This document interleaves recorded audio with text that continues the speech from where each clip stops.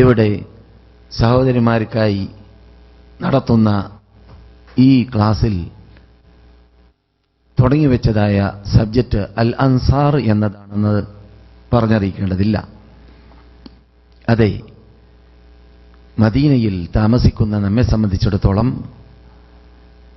അഭിമാനകരമാണ് ഇങ്ങനെയുള്ള വിഷയങ്ങൾ, ഇങ്ങനെയുള്ള സദസ്സുകളിലൂടെ ഈ സ്ഥലത്ത്, ഈ പുണ്യഭൂമിയിൽ അൻസാറുകളുടെ മണ്ണിൽ ഇരുന്നു കൊണ്ട് ചർച്ച ചെയ്യുക എന്നത്. അതെ, തീർച്ചയായിട്ടും അഭിമാനകരമാണ്. ഈ ചാൻസ് നൽകിയ റബ്ബിന് എങ്ങനെയായിരിക്കും നാം സ്തുതികീർത്തനങ്ങൾ അർപ്പിക്കേണ്ടത്? ഏത് രൂപത്തിലായിരിക്കും അതിന് നമുക്ക് സാധിക്കുക? ഒരു പക്ഷേ പലർക്കും പലതും പറയാനുണ്ടാകും. ഞാൻ സമ്പാദിക്കുന്നുണ്ട്, ഞാൻ സേവനമനുഷ്ഠിക്കുന്നുണ്ട്, ഞാൻ ക്ലാസ്സിൽ പങ്കെടുക്കുന്നുണ്ട്, ഞാൻ നമസ്കരിച്ചു കൂട്ടുന്നുണ്ട്, ഞാൻ സതുപദേശങ്ങൾ ചെയ്യുന്നുണ്ട്, ഞാൻ ഇങ്ങനെയുള്ള വിജ്ഞാന സദസ്സുകൾ എന്നിട്ട് കേൾക്കാറുള്ളതായ സീഡികളോ അല്ലെങ്കിൽ കാസറ്റുകളോ വിതരണം ചെയ്യുന്നുണ്ട് എന്നെല്ലാം ഒരു പക്ഷേ വാദിക്കാൻ പലർക്കും സാധ്യതയുണ്ട്. പലരിലും അങ്ങനെയുള്ള പ്രവർത്തനങ്ങൾ ചെയ്യുന്നവർ പലരിലും ഉണ്ടാവാം. എങ്കിലും നാം താരതമ്യേന പഠനം നടത്തി നോക്കുകയാണെങ്കിൽ യഥാർത്ഥത്തിൽ ഞാൻ സീറോ എന്ന് പറയുന്നില്ല. എങ്കിലും ഇവിടെ ഈ മണ്ണിൽ പണ്ട് ജീവിച്ച അൽ അൻസാർ എന്ന പേരിന് അർഹപ്പെട്ടവരായി മാറിയവരുടെ യത്നത്തിലേക്ക് ചേർത്ത് നോക്കുമ്പോൾ നാം വളരെ ബാക്കിലാണ്, വളരെ പിന്നിലാണ് എന്നത് സംശയമില്ലാത്ത ഒരു യാഥാർത്ഥ്യമാണ്. അതേസമയത്ത് കൈപ്പുള്ള യാഥാർത്ഥ്യവും ആണ്. മുസ്ലിങ്ങളുടെ ജീവിതം മൊത്തത്തിലും പൊതുവിലും, നമ്മുടെ ജീവിതം മക്കയിലാവട്ടെ, മദീനയിലാവട്ടെ, കേരളത്തിലാവട്ടെ എവിടെയും പരിശോധിച്ചു നോക്കുകയാണെങ്കിൽ നാം സലഫ് സാലിഹീങ്ങളുടെ ജീവിതമോ പ്രത്യേകിച്ച് അൻസാറുകളുടെ ജീവിതമോ നമ്മുടെ ജീവിതമായി മാറാറില്ല ബഹുഭൂരിഭാഗവും ജീവിതത്തിൽ. അതെ, ചില മേഖലകളിലൊക്കെ മാറണമെന്ന നിർബന്ധമുള്ളവർ, നിങ്ങളെപ്പോലത്ത എൽമിന്റെ സദസ്സിൽ വരാൻ തീരുമാനിച്ച മതഭക്തരായി ജീവിക്കണമെന്ന് നിർബന്ധമുള്ള ചിലരുണ്ടായേക്കാം. നോക്കൂ ശതമാനം എത്രയാണ് അങ്ങനെയുള്ള ചിന്താഗതി ഉൾക്കൊള്ളുന്നവർ. ഈ ശതമാനം നോക്കുകയാണെങ്കിൽ അന്നാസു കഇബ്ലി മിഅ എന്ന മുസ്ലിം റിപ്പോർട്ട് ചെയ്യുന്ന ഹദീസ് ഇവിടെ ശരിക്കും നമുക്ക് തുറച്ചു കാണുന്നതാണ്. അള്ളാഹുവിന്റെ ദൂതരുടെ പ്രവചനമാണ്. 1400 വർഷങ്ങൾക്ക് മുമ്പ് ഈ അന്തരീക്ഷത്തിൽ പണ്ട് കറങ്ങിയതായ പ്രവചനമായിരുന്നു അത്.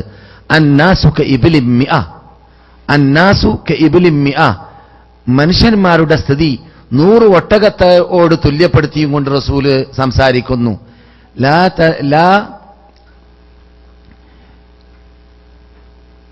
ലാ തജിദു ഫീഹ റാഹില, അവരിൽ അഥവാ 100 ഒട്ടകത്തിൽ ഒരു റാഹില നിനക്ക് ലഭിക്കാൻ പ്രയാസമാണ്. ഒരു റാഹില എന്ന് പറഞ്ഞാൽ ഒരു ഒട്ടകമെങ്കിലും, 100ൽ ഒരൊട്ടകമെങ്കിലും യാത്ര ചെയ്യാൻ പറ്റുന്ന, അതിന്റെ മീതെ വയറ്റുള്ളതായ ചരക്കുകൾ കയറ്റിവെക്കാൻ പറ്റുന്ന, നമ്മെ ഹിദമത്തെടുക്കുന്ന, നാം അങ്ങോട്ട് ഹിദമത്തെടുക്കുന്നതല്ല, നമ്മെ ഇങ്ങോട്ട് ഹിദമത്തെടുക്കുന്ന ഒട്ടകത്തെ 100ൽ ലഭിക്കുക ഒരെണ്ണം പ്രയാസമാണ്. നബിയുനാ മുഹമ്മദുർ റസൂലുള്ളാഹി. അതെ,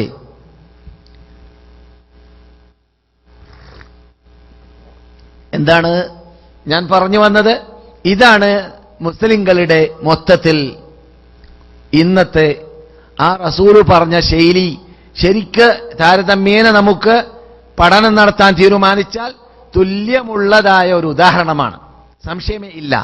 100 പേരെ ഇന്ന് ജീവിക്കുന്നവരിൽ, ഇങ്ങനെയുള്ള വിജ്ഞാന സദസ്സുകളിലേക്ക് ഞാൻ സൂചന നൽകുന്നില്ല, ഇന്ന് ജീവിക്കുന്നവരിൽ 100 പേരെ, ലക്ഷങ്ങൾ ഇവിടെ നമസ്കരിക്കുന്ന നാം കാണാറുണ്ടല്ലോ. അങ്ങനെ ലോകത്തിൽ ലക്ഷങ്ങളല്ല, മില്യനുകൾ, 1250 പരം മില്യനുകൾ മുസ്ലിങ്ങളുണ്ട്. ബഹുഭൂരിപക്ഷം അവരിൽ കാനേശിമാര് മുസ്ലിങ്ങളും ജനന സർട്ടിഫിക്കറ്റ് മുസ്ലിങ്ങളും മാത്രമാണ്. അങ്ങനെയുള്ള ലോകത്തിലെല്ലാം വ്യാപകമായി കിടക്കുന്ന മുസ്ലിങ്ങളിൽ നിന്നിട്ട് 100 പേർ റസൂൽ പറഞ്ഞ രൂപത്തിലൊന്ന് പരിശോധിച്ച് നോക്കുക. 100 പേരിൽ ഒരു വ്യക്തിയെ നമുക്ക് സെലക്ട് ചെയ്യാൻ പറ്റുമോ? ഇസ്ലാം ഉദ്ദേശിക്കുന്ന ശൈലിയിൽ ജീവിക്കുന്ന, ആ ആദർശം ഉൾക്കൊള്ളുന്ന, ആ വിശ്വാസം ഉൾക്കൊള്ളുന്ന, ആ രൂപത്തിൽ ജീവിക്കണമെന്ന പരിശ്രമമുള്ള, യത്നമുള്ള, കടുകട്ടിയുള്ള ഈമാനുള്ള, ശക്തിയുള്ള, വിശ്വാസമുള്ള, ഉറച്ച ആ ധൈര്യം, പതരാത്ത പാദത്തോടെ, ചിതരാത്ത ചിത്തത്തോടെ മതത്തിന് വേണ്ടി ഞാൻ, അള്ളാഹ്ക്ക് വേണ്ടി ഞാൻ എന്തും സമർപ്പിക്കാൻ തയ്യാറാണെന്ന് പണ്ട് ഇവിടെ റസൂലുള്ളാഹിയുടെ പരിസരത്തിൽ സല്ലല്ലാഹു അലൈഹി വസല്ലമിന്റെ പരിസരത്തിൽ ജീവിച്ചവർ പറഞ്ഞതുപോലെ പറയുന്നവർ 100ൽ ഒരെണ്ണം കിട്ടുമോ? അവിടെയാണ് റസൂലിന്റെ ലാ തസാലു തജിദു മിൻ ഫിഹാ റാഹില, അവരിൽ നിന്നിട്ട് നിങ്ങൾക്ക് ഒരു റാഹിലയെ ലഭിക്കുന്നതല്ല 100 ഒട്ടകത്തിൽ എന്ന് റസൂല് പറഞ്ഞതായ ആ വാക്കിന്റെ പ്രസക്തി മനസ്സിലാക്കാൻ സാധിക്കുക. ഇത് നിനക്ക് ഒരു റാഹിലയെ, ഒരു ഒട്ടകത്തെ ലഭിക്കുകയില്ല. ഒരു മുസ്ലിമിനെ പരിപൂർണമായി മുസ്ലിം എന്ന് പറയാൻ പറ്റുന്ന, ഇത് റസൂലുള്ളാഹി സ്വല്ലല്ലാഹു അലൈഹി വസല്ലം നിഷേധിക്കുന്നതല്ല. റസൂലിന്റെ മറ്റൊരു വാക്കുണ്ട്, സന്തോഷവാർത്ത നൽകുന്ന വാക്കാണത്. നിങ്ങൾക്ക് കേട്ട് പരിചയമുള്ളതാണ്, അഥവാ എന്റെ സ്ഥിരം ക്ലാസ് മെമ്പർമാർക്ക് എന്നിൽ നിന്നിട്ട് തന്നെ, അത് ബുഖാരിയും മുസ്ലിം റിപ്പോർട്ട് ചെയ്യുന്ന വാക്കാണ്. അതേതാണ്? ലാ തസാലു ത്വായിഫത്തും മിൻ ഉമ്മത്തി ളാഹിരീന അലൽ ഹഖ് മൻസൂരീൻ ലാ യദുർറുഹും മൻ ഖദലഹും വലാ മൻ ഖാലഫഹും ഹത്താ യഅതിയ അംറുല്ലാഹ്. സത്യത്തിൽ അടിയുറച്ചു നിൽക്കുന്നതായ ഒരു വിഭാഗം ഖിയാമത്ത് നാൾ ആസന്നമാകുന്നത് വരേക്കും ഭൂമിയുടെ മീതെ ഉണ്ടായിക്കൊണ്ടേയിരിക്കും. റബ്ബിൽ നിന്നിട്ട് അവർക്ക് സഹായമർങ്ങിക്കൊണ്ടേയിരിക്കുന്നവരാണവര്. സത്യത്തിൽ അടിയുറച്ച് ജീവിക്കുന്നവരാണവര്. ലോകത്തിലുള്ള ഒരു ശക്തിക്കോ വ്യക്തിക്കോ അവരെ നിന്ദ്യപ്പെടുത്തുവാനോ നികൃഷ്ടപ്പെടുത്തുവാനോ സാധിക്കുന്നതല്ല. അങ്ങനെയുള്ള ഒരു വിഭാഗം ഇവിടെ ഖിയാമത്ത് നാൾ വരെ, അന്ത്യദിനം വരെ ജീവിച്ചുകൊണ്ടേയിരിക്കുമെന്ന് നബിയുനാ മുഹമ്മദുർ റസൂലുള്ളാഹി സല്ലല്ലാഹു അലൈഹി വസല്ലം സന്തോഷവാർത്ത നൽകിയിട്ടുണ്ട്. അതെ, അത് നാം പരസ്പര വിരുദ്ധമല്ല ഈ 2 ഹദീസുകൾ. അപ്പോൾ അങ്ങനെയുള്ള ഒരു സമൂഹം ലോകത്തിൽ ഉണ്ടാവണം. ശതമാനം എത്രയെന്നതാണ് ഇവിടെ ചോദ്യം. ഏത്? അങ്ങനെയുള്ള ഒരു സമൂഹത്തിന്റെ ശതമാനം എത്രയുണ്ട്? റസൂല് പറഞ്ഞത് നിങ്ങൾ ഓർക്കുന്നുണ്ടല്ലോ, പലപ്പോഴും ഞാൻ കേൾപ്പിച്ചത് എന്താണ്? 100 പേരിൽ നിന്നിട്ട് 99 പേര്, അല്ലേ? അല്ല, 1000ത്തിൽ നിന്നിട്ട് 999 പേര് മനുഷ്യരാശിയിൽ നിന്നിട്ട് ആ സകലം 1000ത്തിൽ നിന്നിട്ട് 999 പേര് നരകത്തിലേക്കും, ഒരു വ്യക്തി സ്വർഗത്തിലേക്കും. പേടിയാണല്ലേ? ഞാൻ പലപ്പോഴും പറഞ്ഞിട്ടുണ്ട്, പേടിക്കേണ്ടതുണ്ട്. പക്ഷേ റസൂല് പറയുന്നു, ഖിയാമത്ത് നാൾ ആസന്നമാകുമ്പോൾ ഭൂമിയുടെ മീതെ ബഹുഭൂരിപക്ഷം ക്രിസ്ത്യാനികളും അള്ളാഹു അല്ലാത്തവരെ വിളിച്ച് പ്രാർത്ഥിക്കുന്നവരും യേശു ക്രിസ്തുവിനെ അഥവാ മനുഷ്യനെ ഭക്തജനങ്ങളായി ഇവിടെ ജീവിച്ചവരെ പൂജിക്കുന്നവരുമായിരിക്കും. അതിപ്പോൾ ലോകത്ത് കണ്ടുകൊണ്ടിരിക്കുകയാണ്. ക്രിസ്ത്യാനികൾ യേശു ക്രിസ്തു എന്ന് അവർ പറയുന്ന മഹാനായ ഈസാ ഇബ്നു മറിയം അലൈഹിസ്സലാമിനെയാണ് പൂജിക്കുന്നതെങ്കിൽ, മറുവശത്ത് മുസ്ലിം വേഷധാരികൾ എന്നിട്ട് ബഹുഭൂരിപക്ഷം മനുഷ്യരുടെ ശവകുടീരങ്ങളെ പൂജിക്കുന്നവരുണ്ട്. സിയാറത്ത് ചെയ്യുന്നതിന് പകരം, അവർക്ക് വേണ്ടി അങ്ങോട്ട് പ്രാർത്ഥിക്കുന്നതിന് പകരം അവരിൽ നിന്നിട്ട് പ്രശ്നപരിഹാരത്തിന് വേണ്ടി ക്യൂ നിൽക്കുന്നവർ ഇന്ന് കേരളത്തിൽ ജീവിക്കുന്നവരിൽ ബഹുഭൂരിപക്ഷം അങ്ങനെയല്ലേ? ഇറാഖിൽ ജീവിക്കുന്നവരിൽ ബഹുഭൂരിപക്ഷം അങ്ങനെയല്ലേ? ഇറാനിൽ ജീവിക്കുന്നവരിൽ ബഹുഭൂരിപക്ഷം അങ്ങനെയല്ലേ? ഈജിപ്തിൽ ജീവിക്കുന്നവരിൽ ബഹുഭൂരിപക്ഷം അങ്ങനെയല്ലേ? സൗദി അറേബ്യ മാത്രമാണ് അതിൽ നിന്നിട്ട് മുക്തമായി നിൽക്കുന്നത്. കാരണം ഇവിടെ അല്ലാഹു സുബ്ഹാനഹു വ തആല ഈ ഈമാനിനെ സംരക്ഷിക്കാമെന്ന് ഏറ്റെടുത്ത നാടായതുകൊണ്ടായിരിക്കാം ഒരു നിലക്ക് അല്ലെങ്കിൽ മറ്റൊരു നിലക്ക് വിശ്വാസപരമായ കാര്യത്തിൽ സംരക്ഷണത്തിന് വേണ്ടി പാടുപെടുന്ന പണ്ഡിതന്മാരും ഭരണകൂടവും പണ്ഡിതന്മാരും നേതൃത്വങ്ങളും മെമ്പറുകളും പ്രവർത്തിക്കുന്നത് കൊണ്ട് അത് ബഹുഭൂരിപക്ഷമെന്ന് പറയുവാനോ വ്യാപകമെന്ന് പറയുവാനോ പറ്റുന്നതല്ല. വല്ല തോന്നിവാസങ്ങളും ചെയ്യുന്നുണ്ടെങ്കിൽ മതത്തിന്റെ പേരിൽ ഒളിച്ചു കളിച്ച് ചെയ്യുന്നവരെയാണ് ഇവിടെ കാണാൻ സാധിക്കുക. മറ്റു നാടുകളിൽ ഞാൻ കണ്ട നാടാണ് ഞാൻ കേൾപ്പിച്ചതായ ഇറാഖും ഇറാനും ഈജിപ്തും അതുപോലെ അറബ് രാഷ്ട്രത്തിൽ നിന്നിട്ട് പല രാഷ്ട്രങ്ങളും ഞാൻ കണ്ട നാടായതുകൊണ്ടാണ് ഉദാഹരണത്തിന് ഞാൻ അങ്ങനെ തന്നെ പേര് പറഞ്ഞ് നിങ്ങളുടെ മുമ്പിൽ സമർപ്പിക്കുന്നത്. അതൊരു പച്ച പരമാർത്ഥമാണ്, യാഥാർത്ഥ്യമാണ്. ഞാൻ ഈജിപ്തിൽ പലതവണ പോയപ്പോഴെല്ലാം ഹോട്ടലിന്റെ മീതെ, ലോഡ്ജിന്റെ മീതെ നിന്ന് ശബ്ദ കോലാഹലങ്ങൾ എല്ലാ ദിവസവും ഏകദേശം 8-9 മണിയാവുമ്പോൾ കേൾക്കും. വാതിൽ തുറന്ന് നോക്കിയാൽ ഏതെങ്കിലും ഒരു ആഘോഷം, ഏതെങ്കിലും ഒരു ചാട്ടം, ഏതെങ്കിലും ഒരു റോക്ക് ആൻഡ് റോള്, ഡാൻസ് ആടലുകൾ, ഏതെങ്കിലും ഒരു രൂപത്തിലുള്ള ആഘോഷങ്ങളാണ്. എന്താണ് അതിന്റെ പിന്നിൽ പ്രവർത്തിക്കുന്ന? ആരാണ്? 100-ൽ 95% മുസ്ലിങ്ങൾ ജീവിക്കുന്ന നാടാണത്. 100-ൽ 95% മുസ്ലിങ്ങൾ ജീവിക്കുന്ന നാട്ടിലാണ് ഫറോവയുടെ ഫറോവമാരുടെ കാലഘട്ടങ്ങളിൽ എത്ര ആഘോഷങ്ങളുണ്ടോ അതെല്ലാം ഇന്ന് മുസ്ലിങ്ങൾ കൊണ്ടാടുന്നു. അതിലെല്ലാം അനാചാരങ്ങൾ തന്നെ. അത് പോരാത്തതിന് ഇസ്ലാമിൽ ഇല്ലാത്ത അനാചാരങ്ങൾ കെട്ടിയുണ്ടാക്കി ഹുസൈന്റെ പേരിലും സിത്ത് സൈനബയുടെ പേരിലും എല്ലാം അവിടെ വലിയ വലിയ തീർത്ഥാടന കേന്ദ്രങ്ങൾ കാണാം. കേരളക്കാര് ലജ്ജിച്ചു പോകും കണ്ടാൽ. അത്രയും വലിയ തീർത്ഥാടന കേന്ദ്രങ്ങളാണ് അവിടെ അൽ അസ്ഹർ സർവകലാശാലയുടെ നാട്ടിൽ. അൽ അസ്ഹർ സർവകലാശാല 1000 കൊല്ലം പഴക്കമുള്ള സർവകലാശാല ഉള്ള നാട്ടിൽ ആണ് ഈ സംഭവിക്കുന്നത്. ഞാൻ അവിടെ ചെന്നപ്പോൾ പലപ്പോഴും ഞാൻ പറഞ്ഞിട്ടുണ്ട്, ഇവിടെ എന്റെ അനുഭവം ആയതുകൊണ്ടാണ്. ഏകദേശം 25 വർഷങ്ങൾക്ക് മുമ്പാണ് ലാസ്റ്റ് ഞാൻ പോയത്. 21 വർഷങ്ങൾക്ക് മുമ്പ് ഒരവസരത്തിൽ ഹുസൈൻ പള്ളിയിലേക്ക് നിർബന്ധിപ്പിച്ചുകൊണ്ട് ഒരു സഹോദരൻ എന്നെ കൊണ്ടുപോയി. ഞാൻ ആ പള്ളിയിൽ നമസ്കരിക്കാറുണ്ടായിരുന്നില്ല. കാരണം ഹുസൈൻ പള്ളിയുടെ അകത്ത് തന്നെ മധ്യത്തിൽ വെച്ചിട്ട് ഹുസൈന്റെ പേരിൽ അവിടെ പറയപ്പെടുന്ന കിംവദന്തിയാണ്. ഹുസൈന്റെ ഖബർ അവിടെ ഉണ്ടാവാൻ സാധ്യതയില്ല. ഹുസൈൻ റളിയല്ലാഹു തആല അൻഹുവിന്റെ തല ഷാമിലും ജഡം ശരീരം കർബലയിലും അവിടെയും ആണ് എന്നാണ് പറയപ്പെടുന്നത്. ഇറാഖിലാണെന്നാണ് ഇറാൻ ഭാഗത്താണെന്നാണ് പറയപ്പെടുന്നത്, ഇറാഖിലോ ഇറാനിലോ. എന്നാൽ ഹുസൈൻ റളിയല്ലാഹു തആല അൻഹുവിന്റെ തലയെ ഞങ്ങൾ കൊണ്ടുവന്നു എന്ന വാദമാണ് ഫാത്തിമീസത്തിന്റെ ഉടമകൾക്കുള്ളത്. ഫാത്തിമീസത്തിന്റെ ഉടമകൾ എന്ന് പറയുമ്പോൾ നിങ്ങളൊരു പഴയ സാധനമാണ്, നമുക്ക് പരിചയമില്ലാത്തതാണെന്ന് പറയരുത്. അതേ വിഭാഗത്തിന്റെ ആദർശമാണ് കേരളത്തിലുമുള്ളതായ അള്ളാഹു അല്ലാത്തവരെ വിളിച്ച് പ്രാർത്ഥിക്കുന്ന വിഭാഗവും അള്ളാഹു അല്ലാത്തവർക്ക് പൂജകളും നേർച്ചകളും സമർപ്പിക്കുന്ന വിഭാഗവും അതുപോലെ തന്നെ ഉത്സവങ്ങൾ, ഇസ്ലാമിന്റെ പേരിൽ ഇല്ലാത്ത ഉത്സവങ്ങളും തീർത്ഥാടനങ്ങളും നടത്തുന്ന ആനപ്പോക്ക് സന്തലപ്പോക്കിന്റെയും വിഭാഗം നടത്തുന്ന പ്രവർത്തനങ്ങൾ മുഴുവനും അവിടുന്ന് വന്നതാണ്. ഫാത്തിമീസത്തിന്റെ ഉടമകൾ എന്നിട്ടാണ് 4-ാം നൂറ്റാണ്ട് മുതൽ ലോകവ്യാപകമായത്. അങ്ങനെയുള്ള ഫാത്തിമീസത്തിന്റെ ഉടമകൾ ഈജിപ്തിൽ ഭരിച്ച കാലഘട്ടത്തിൽ എന്തു ചെയ്തു?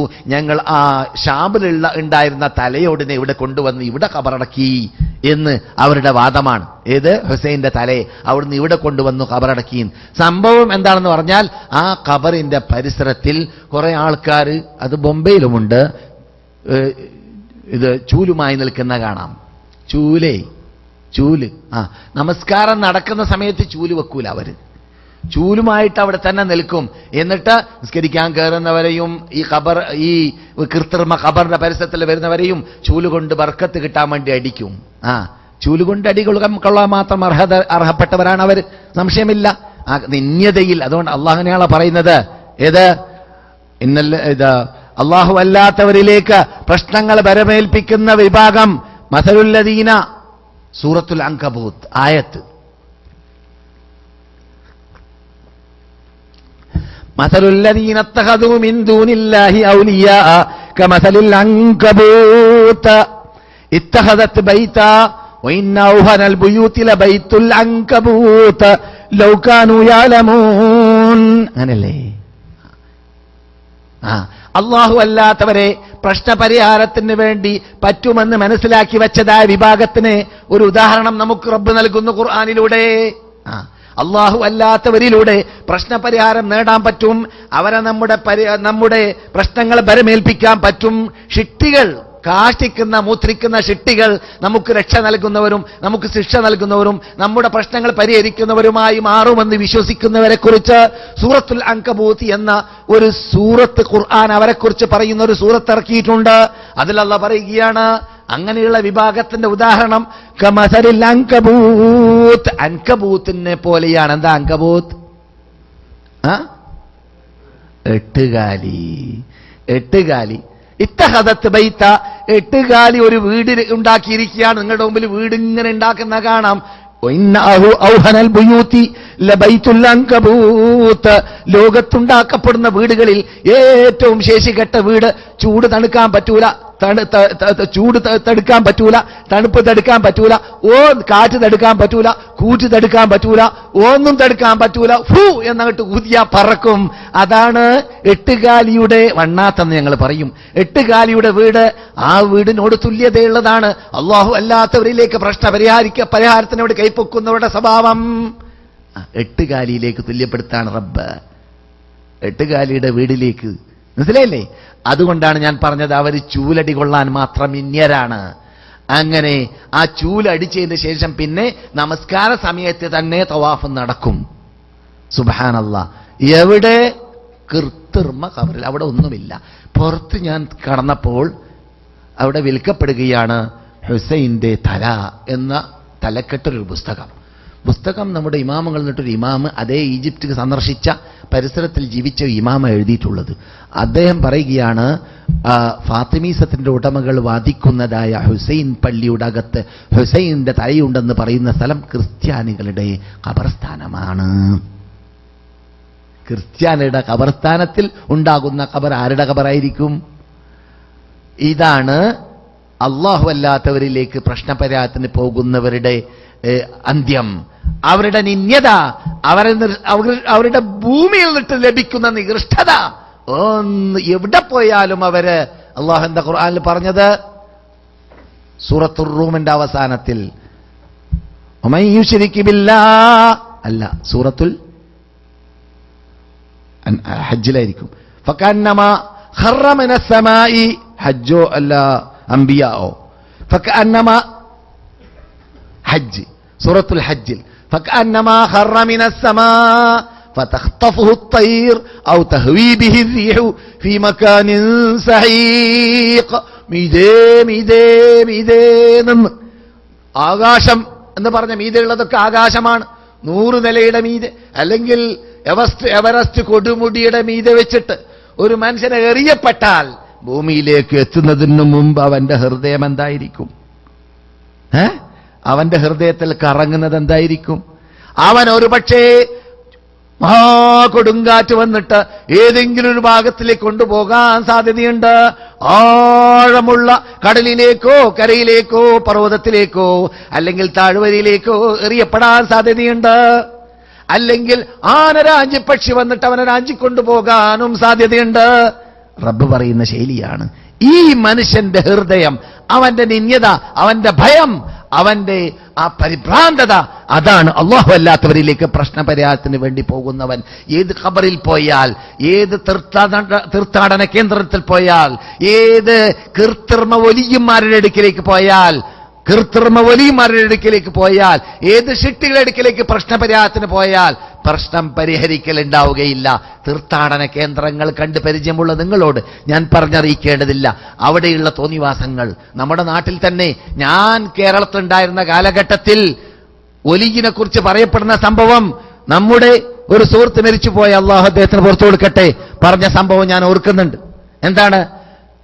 ആ തങ്ങളടുക്കിലേക്ക് പോയാൽ അദ്ദേഹം എന്തും ചികിത്സിക്കും, എന്ത് ചികിത്സയും അദ്ദേഹം, ഏത് രോഗമുണ്ടെങ്കിലും സുഖപ്പെടുത്താൻ അദ്ദേഹം മനക്കെടും. അദ്ദേഹം ഒരു കാശും വാങ്ങൂല, ആരോടൊരു കാശും വാങ്ങൂല. അതാണ് അദ്ദേഹത്തിന്റെ പ്രത്യേകത. ഏത്? ഒരു കാശും വാങ്ങൂല എന്നാണ്. മനസ്സിലായില്ലേ?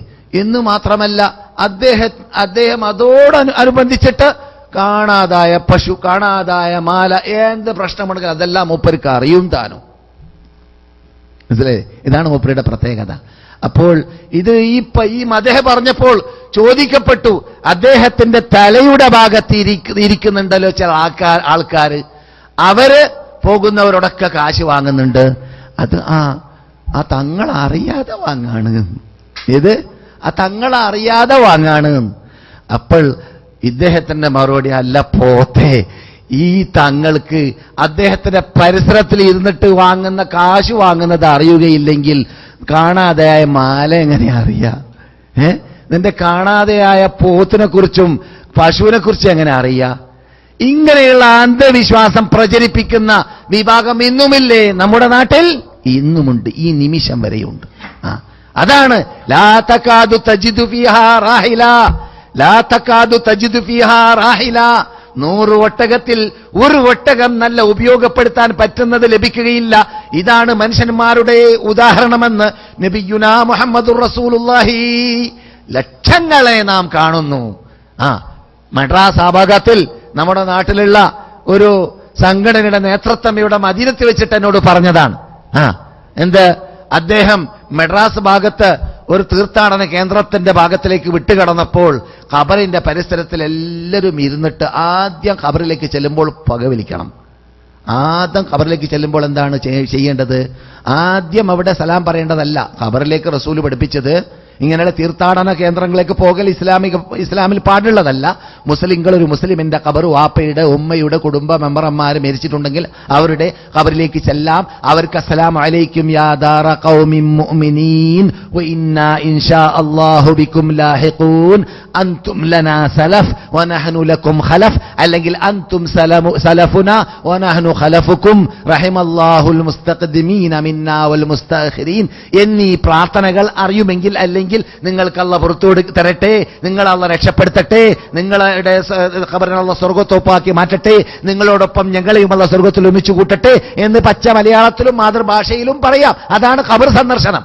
ഇതാണ് ഇവിടെ കിടക്കുന്ന നമ്മുടെ മുമ്പിൽ അന്ത്യവിഷമം കൊള്ളുന്ന ലോകനേതാക്കളുടെ നേതാവായ നമ്മുടെ കണ്ണിലുണ്ണിയായ നബിയുനാ മുഹമ്മദുർ റസൂലുള്ളാഹി സല്ലല്ലാഹു അലൈഹി വസല്ലം പഠിപ്പിച്ചിട്ടുള്ളത്. അതല്ലല്ലോ ഇപ്പോൾ നടക്കുന്നത്. അവിടെ എന്താ സംഭവിക്കുന്നത്? ഖബറിന്റെ പരിസരത്തിൽ എത്തിക്കഴിഞ്ഞാൽ ഖബറിന്റെ പരിസരത്തിലാണ് ഇപ്പോൾ ഉറൂസ് എന്ന പേരിൽ നടക്കുന്നതായ ആ ഉത്സവങ്ങളിൽ വ്യഭിചാരങ്ങൾ വർദ്ധിക്കുന്ന സ്ഥലം, അനാചാരങ്ങൾ വർദ്ധിക്കുന്ന സ്ഥലം, ഡാൻസുകൾ വർദ്ധിക്കുന്ന സ്ഥലം. അതൊക്കെ ഇപ്പൊ നെറ്റുകളിലും ഡിഷുകളിലും നിങ്ങൾ കാണുന്നുണ്ടല്ലോ. ഞാൻ കേൾക്കാണ്, നിങ്ങൾ കാണുന്നവർ നിങ്ങളുടെ കൂട്ടത്തിൽ ഉണ്ടായിരിക്കാം. നിങ്ങൾ നിന്നിട്ട് പലരും ഒരവസരത്തിൽ റിയാദിൽ പോയപ്പോൾ ഏഷ്യനെറ്റിൽ നിന്നിട്ട് ഒരു കോലം തന്നെ എടുത്ത് കാണിച്ചു തന്നു. ഞാൻ എൻ്റെ ജീവിതത്തിൽ ആദ്യം കാണുകയായിരുന്നു അങ്ങനെയുള്ള രംഗം. ഞാൻ കേരളത്തോട് വിടവാങ്ങുന്നത് വരെ 40 വർഷം മുമ്പ് ഏകദേശം അങ്ങനെയുള്ള രംഗങ്ങളൊന്നും കേരളത്തിൽ ഉണ്ടായിരുന്നില്ല. അത് ഞാൻ കണ്ടപ്പോൾ കരഞ്ഞുപോയി. റിയാദിൽ വെച്ചിട്ട് ഒരു പരിപാടിക്ക് ഞാൻ പോയത്. ആ സന്ദർഭത്തിൽ ഖബറിന്റെ പരിസരത്തിൽ ഹാജിമാരും അജുമ്മമാരും അവിടെ പൊട്ടിടുന്നതും തേങ്ങ പൊട്ടിക്കുന്നതും കണ്ടപ്പോൾ സുബ്ഹാനല്ലാഹ്, പണ്ട് ഞാൻ തന്നെ പറഞ്ഞിട്ടുണ്ട്, എന്റെ ചെറുപ്പ കാലഘട്ടത്തിൽ കല്ലെറിയാൻ കൂടിയിട്ടുണ്ട്. ആരുടെ കൂടെ? പള്ളിയുടെ മുമ്പിൽ ഒരു ബാൻഡടി മാത്രം നടന്നു. ഏതോ ഒരു അമ്പലത്തിൽ നിന്നിട്ട് മറ്റൊരു അമ്പലത്തിലേക്ക്, മല്ലികാർജുന ദേവസ്ഥാനത്തിൽ നിന്നിട്ട് മറ്റൊരു ദേവസ്ഥാനത്തിലേക്ക് ഗണപതിയെ കൊണ്ടുപോയപ്പോൾ പള്ളിയുടെ മുമ്പിൽ നിന്നിട്ട് ബാൻഡടി നിർത്താത്തത് കാരണത്താൽ എറിയാൻ വേണ്ടി കുട്ടികൾ പുറപ്പെട്ട കുട്ടികളുടെ കൂടെ ഞാനും ഉണ്ടായത് ഓർക്കുന്നു. അങ്ങനെയുള്ള ഗണപതിയുടെ ആൾക്കാരെ കൊണ്ട് അവരുടെ ബാൻഡ് കൊണ്ട് നമ്മുടെ പള്ളിയുടെ മുമ്പിൽ നാമാണ് ഇപ്പോൾ ബാൻഡ് അടിപ്പിക്കുന്നത്. അവർക്ക് നാം എന്തു കൊടുത്തിട്ട്? അവർക്ക് കാശ് കൊടുത്തിട്ട് ആന നാം വായ്പ വാങ്ങുന്നു, അവർക്ക് കാശ് കൊടുത്തിട്ട് വാഹനങ്ങൾ വായ്പ വാങ്ങുന്നു, എന്നിട്ട് അവരെ കൊണ്ട് ചെയ്യിക്കുന്നു. ഇതൊക്കെ നമ്മുടെ നാട്ടിൽ സംഭവിക്കുന്നതല്ലേ? അപ്പോൾ ഇപ്പറഞ്ഞ വാക്കിന്റെ പ്രസക്തിയോ? ലാ തസാലു ലാ തകാദു തജിദു ഫീഹാ റാഹില. 100ൽ ഒരു വ്യക്തിയെ കിട്ടാൻ പ്രയാസമാണ്. ഇസ്ലാം ഉദ്ദേശിക്കുന്ന ഏകദൈവവിശ്വാസികളായ അല്ലാഹു അഹദ്, അല്ലാഹു സമദ്, അള്ളേകൻ, അള്ളയിലേക്ക്, അല്ലാഹു സുബ്ഹാനഹു വ തആലയിലേക്കാണ് നമുക്കെല്ലാം ആശ്രയിക്കേണ്ടത്. അല്ലാഹ് ആരിലേക്കും ആശ്രയിക്കുന്നവരല്ല. യാ അയ്യുഹന്നാസ്, ഏ മനുഷ്യന്മാരെ, അൻതുമുൽ ഫുഖറാഉ ഇലല്ലാഹ്, നിങ്ങളെല്ലാവരും അല്ലാഹുവിലേക്ക് ആവശ്യമുള്ളവരും അല്ലാഹുവിലേക്ക് ഫഖീറമാരുമാണ്. അല്ലാഹു ഹുവൽ ഗനിയുൽ ഹമീദ്, അല്ലാഹ് ഐശ്വര്യവാനാണ്, സ്തുത്യർഹനാണ്. അല്ലാഹു ഒരു വ്യക്തിയിലേക്കോ ശക്തിയിലേക്കോ ആവശ്യമില്ല. അല്ലാഹ് സമദാണ്. ലം യലിദ് വലം യൂലദ് വലം യകുൽ ലഹു കുഫുവൻ അഹദ്. അവൻ മറ്റുള്ളവരിൽ നിന്നിട്ട് ഉത്ഭവിച്ച ആളല്ല, അവനിൽ നിന്നിട്ട് ആരും ഉത്ഭവിച്ചിട്ടില്ല. അഥവാ അവന് മക്കളില്ല, സന്താനമില്ല, അവൻ ആരുടെയും സന്താനവുമല്ല. വലം യകുൽ ലഹു കുഫുവൻ അഹദ്, അവനോട് തുല്യതയുള്ള ശക്തിയോ വ്യക്തിയോ സാധനമോ ലോകത്തിൽ ഉണ്ടാവാൻ പാടുള്ളതല്ല. ഇല്ലേ ഇല്ല എന്ന് പറഞ്ഞ റബ്ബിലുള്ള കെട്ടുറപ്പുള്ള വിശ്വാസത്തോടു കൂടി ജീവിക്കുന്നവർ ഇവിടെ ലോകത്തിൽ എത്ര പേരാണ്? റസൂലുള്ളാഹിന്റെ ശൈലിയിൽ പറയുന്നു, 100ൽ ഒരു പേരെ കിട്ടാൻ പ്രയാസമാണ്. അതാണ് ഇന്നത്തെ ബഹുഭൂരിപക്ഷത്തിന്റെ സ്ഥിതി. അതുകൊണ്ടാണ് ഞാൻ പറഞ്ഞത് ഹുസൈൻ പള്ളിയിലേക്ക് ഞാൻ നിസ്കരിക്കാൻ ചെല്ലാറില്ല. കാരണം അതിന്റെ നേരെ ഓപ്പോസിറ്റിൽ എന്തുണ്ട്? അൽ അസ്ഹർ സർവകലാശാലയിലുള്ള ബിഗ് ജുമാ മസ്ജിദാകുന്ന അൽ ജാമിഉൽ കബീർ അവിടെയുണ്ട്. ഞാൻ അവിടെയായിരുന്നു ആ ഭാഗത്ത് താമസിക്കുന്ന കാലഘട്ടത്തിൽ താമസിച്ചത് എന്നതാണ് പറഞ്ഞു വരുന്നത്. എന്തിനാണ് ഞാൻ ഈ ഉദാഹരണങ്ങളൊക്കെ പറഞ്ഞത്? അനറബ് രാഷ്ട്രം വ്യത്യാസം കൂടാതെ സൗദി അറേബ്യ അല്ലാത്ത ഏത് നാടുകൾ പരിശോധിച്ചാൽ അവിടെയെല്ലാം നോക്കൂ, നമ്മുടെ നാട്ടിൽ നിന്നിട്ട് വേറൊരു രാഷ്ട്രമുണ്ടാക്കണം, ഞങ്ങൾക്ക് ഇസ്ലാമിക രാഷ്ട്രം എന്ന് പറഞ്ഞുകൊണ്ട് പോയവരുടെ നാട്, അവരുടെ സ്ഥിതി, അവരുടെ നാട്ടിൽ സംഭവിക്കുന്നത്, അതിന്റെ എന്താണ് അതിർത്തിയിൽ സംഭവിക്കുന്നത്. ഖബർസ്ഥാനത്തിന്റെ പേര് തന്നെ അവിടെ പ്രത്യേകം എന്താണ്, പള്ളിയുടെ പേര് തന്നെ മുടിയുടെ പള്ളി അല്ലേ? എന്താ പള്ളിയുടെ പേര്? മസ്ജിദ് ബാലിന ഹസ്രത്ത്. ബാലിന് ഹസ്രത്ത് വെച്ചു കൊടുത്തിരിക്കുകയാണ്. ഏതോ കോന്തന്റെ മുടിയായിരിക്കും, അതിന് ഹസ്രത്ത്. ബാലിന് എന്ന് പറഞ്ഞ എന്താ അവരുടെ നിഗമനം? നാം പണ്ട് തന്നെ മഹാനായ ഉമർ ഇബ്നുൽ ഖത്താബ് റളിയല്ലാഹു തആല അൻഹു നമ്മളോട് പഠിപ്പിച്ച പാഠമാണ് എന്ത്? അന്ധവിശ്വാസത്തിനോട് നാം എന്നേക്കും വിടവാങ്ങണം. വേണ്ട, നമുക്ക് തുളസി പൂജ വേണ്ട, നമുക്ക് കല്ലിക്കരട് കഞ്ഞരക്കുറ്റി മുതൽ മുള്ളുമുരട് മുറുക്കമ്പാവ് വരെയുള്ള വസ്തു വ്യക്തി പൂജ വേണ്ട, അത് നാം ഒഴിവാക്കിയവരാണ് എന്ന് പഠിപ്പിച്ച ആളാണ് ഉമർ ഇബ്നുൽ ഖത്താബ് റളിയല്ലാഹു തആല അൻഹു. അതുകൊണ്ട് ഇപ്പോൾ എന്താ സംഭവിക്കുന്നത്? ഏതോ കീർത്തർമാരുടെയോ മുടി, അല്ലാഹു അലം, അള്ളാഹുവിന്റെ ദൂതരുടെ മുടിയെക്കുറിച്ച് അവരുടെ ജീവിത കാലഘട്ടത്തിൽ അവരോട് തൊട്ടു നിൽക്കുന്ന സാധനം 100 ഉറപ്പുള്ളതാണെങ്കിൽ അതിന് പവിത്രതയുണ്ട് എന്നതിൽ നമുക്ക് അഭിപ്രായ വ്യത്യാസമില്ല. സൗദി അറേബ്യൻ പണ്ഡിതന്മാർക്കും അഭിപ്രായ വ്യത്യാസമില്ല. പക്ഷേ കൃത്രിമമാണ് 1-ാം നൂറ്റാണ്ടിന് ശേഷം ലോകത്തിൽ ആരെങ്കിലും റസൂലിന്റെ മുടിയുണ്ട് എന്ന് വാദിക്കുന്നതും അങ്ങനെ പറഞ്ഞു നടക്കുന്നതും. കാരണം അത് സ്ഥിരീകരിക്കപ്പെട്ടിട്ടില്ല 1-ാം നൂറ്റാണ്ടിന് ശേഷം.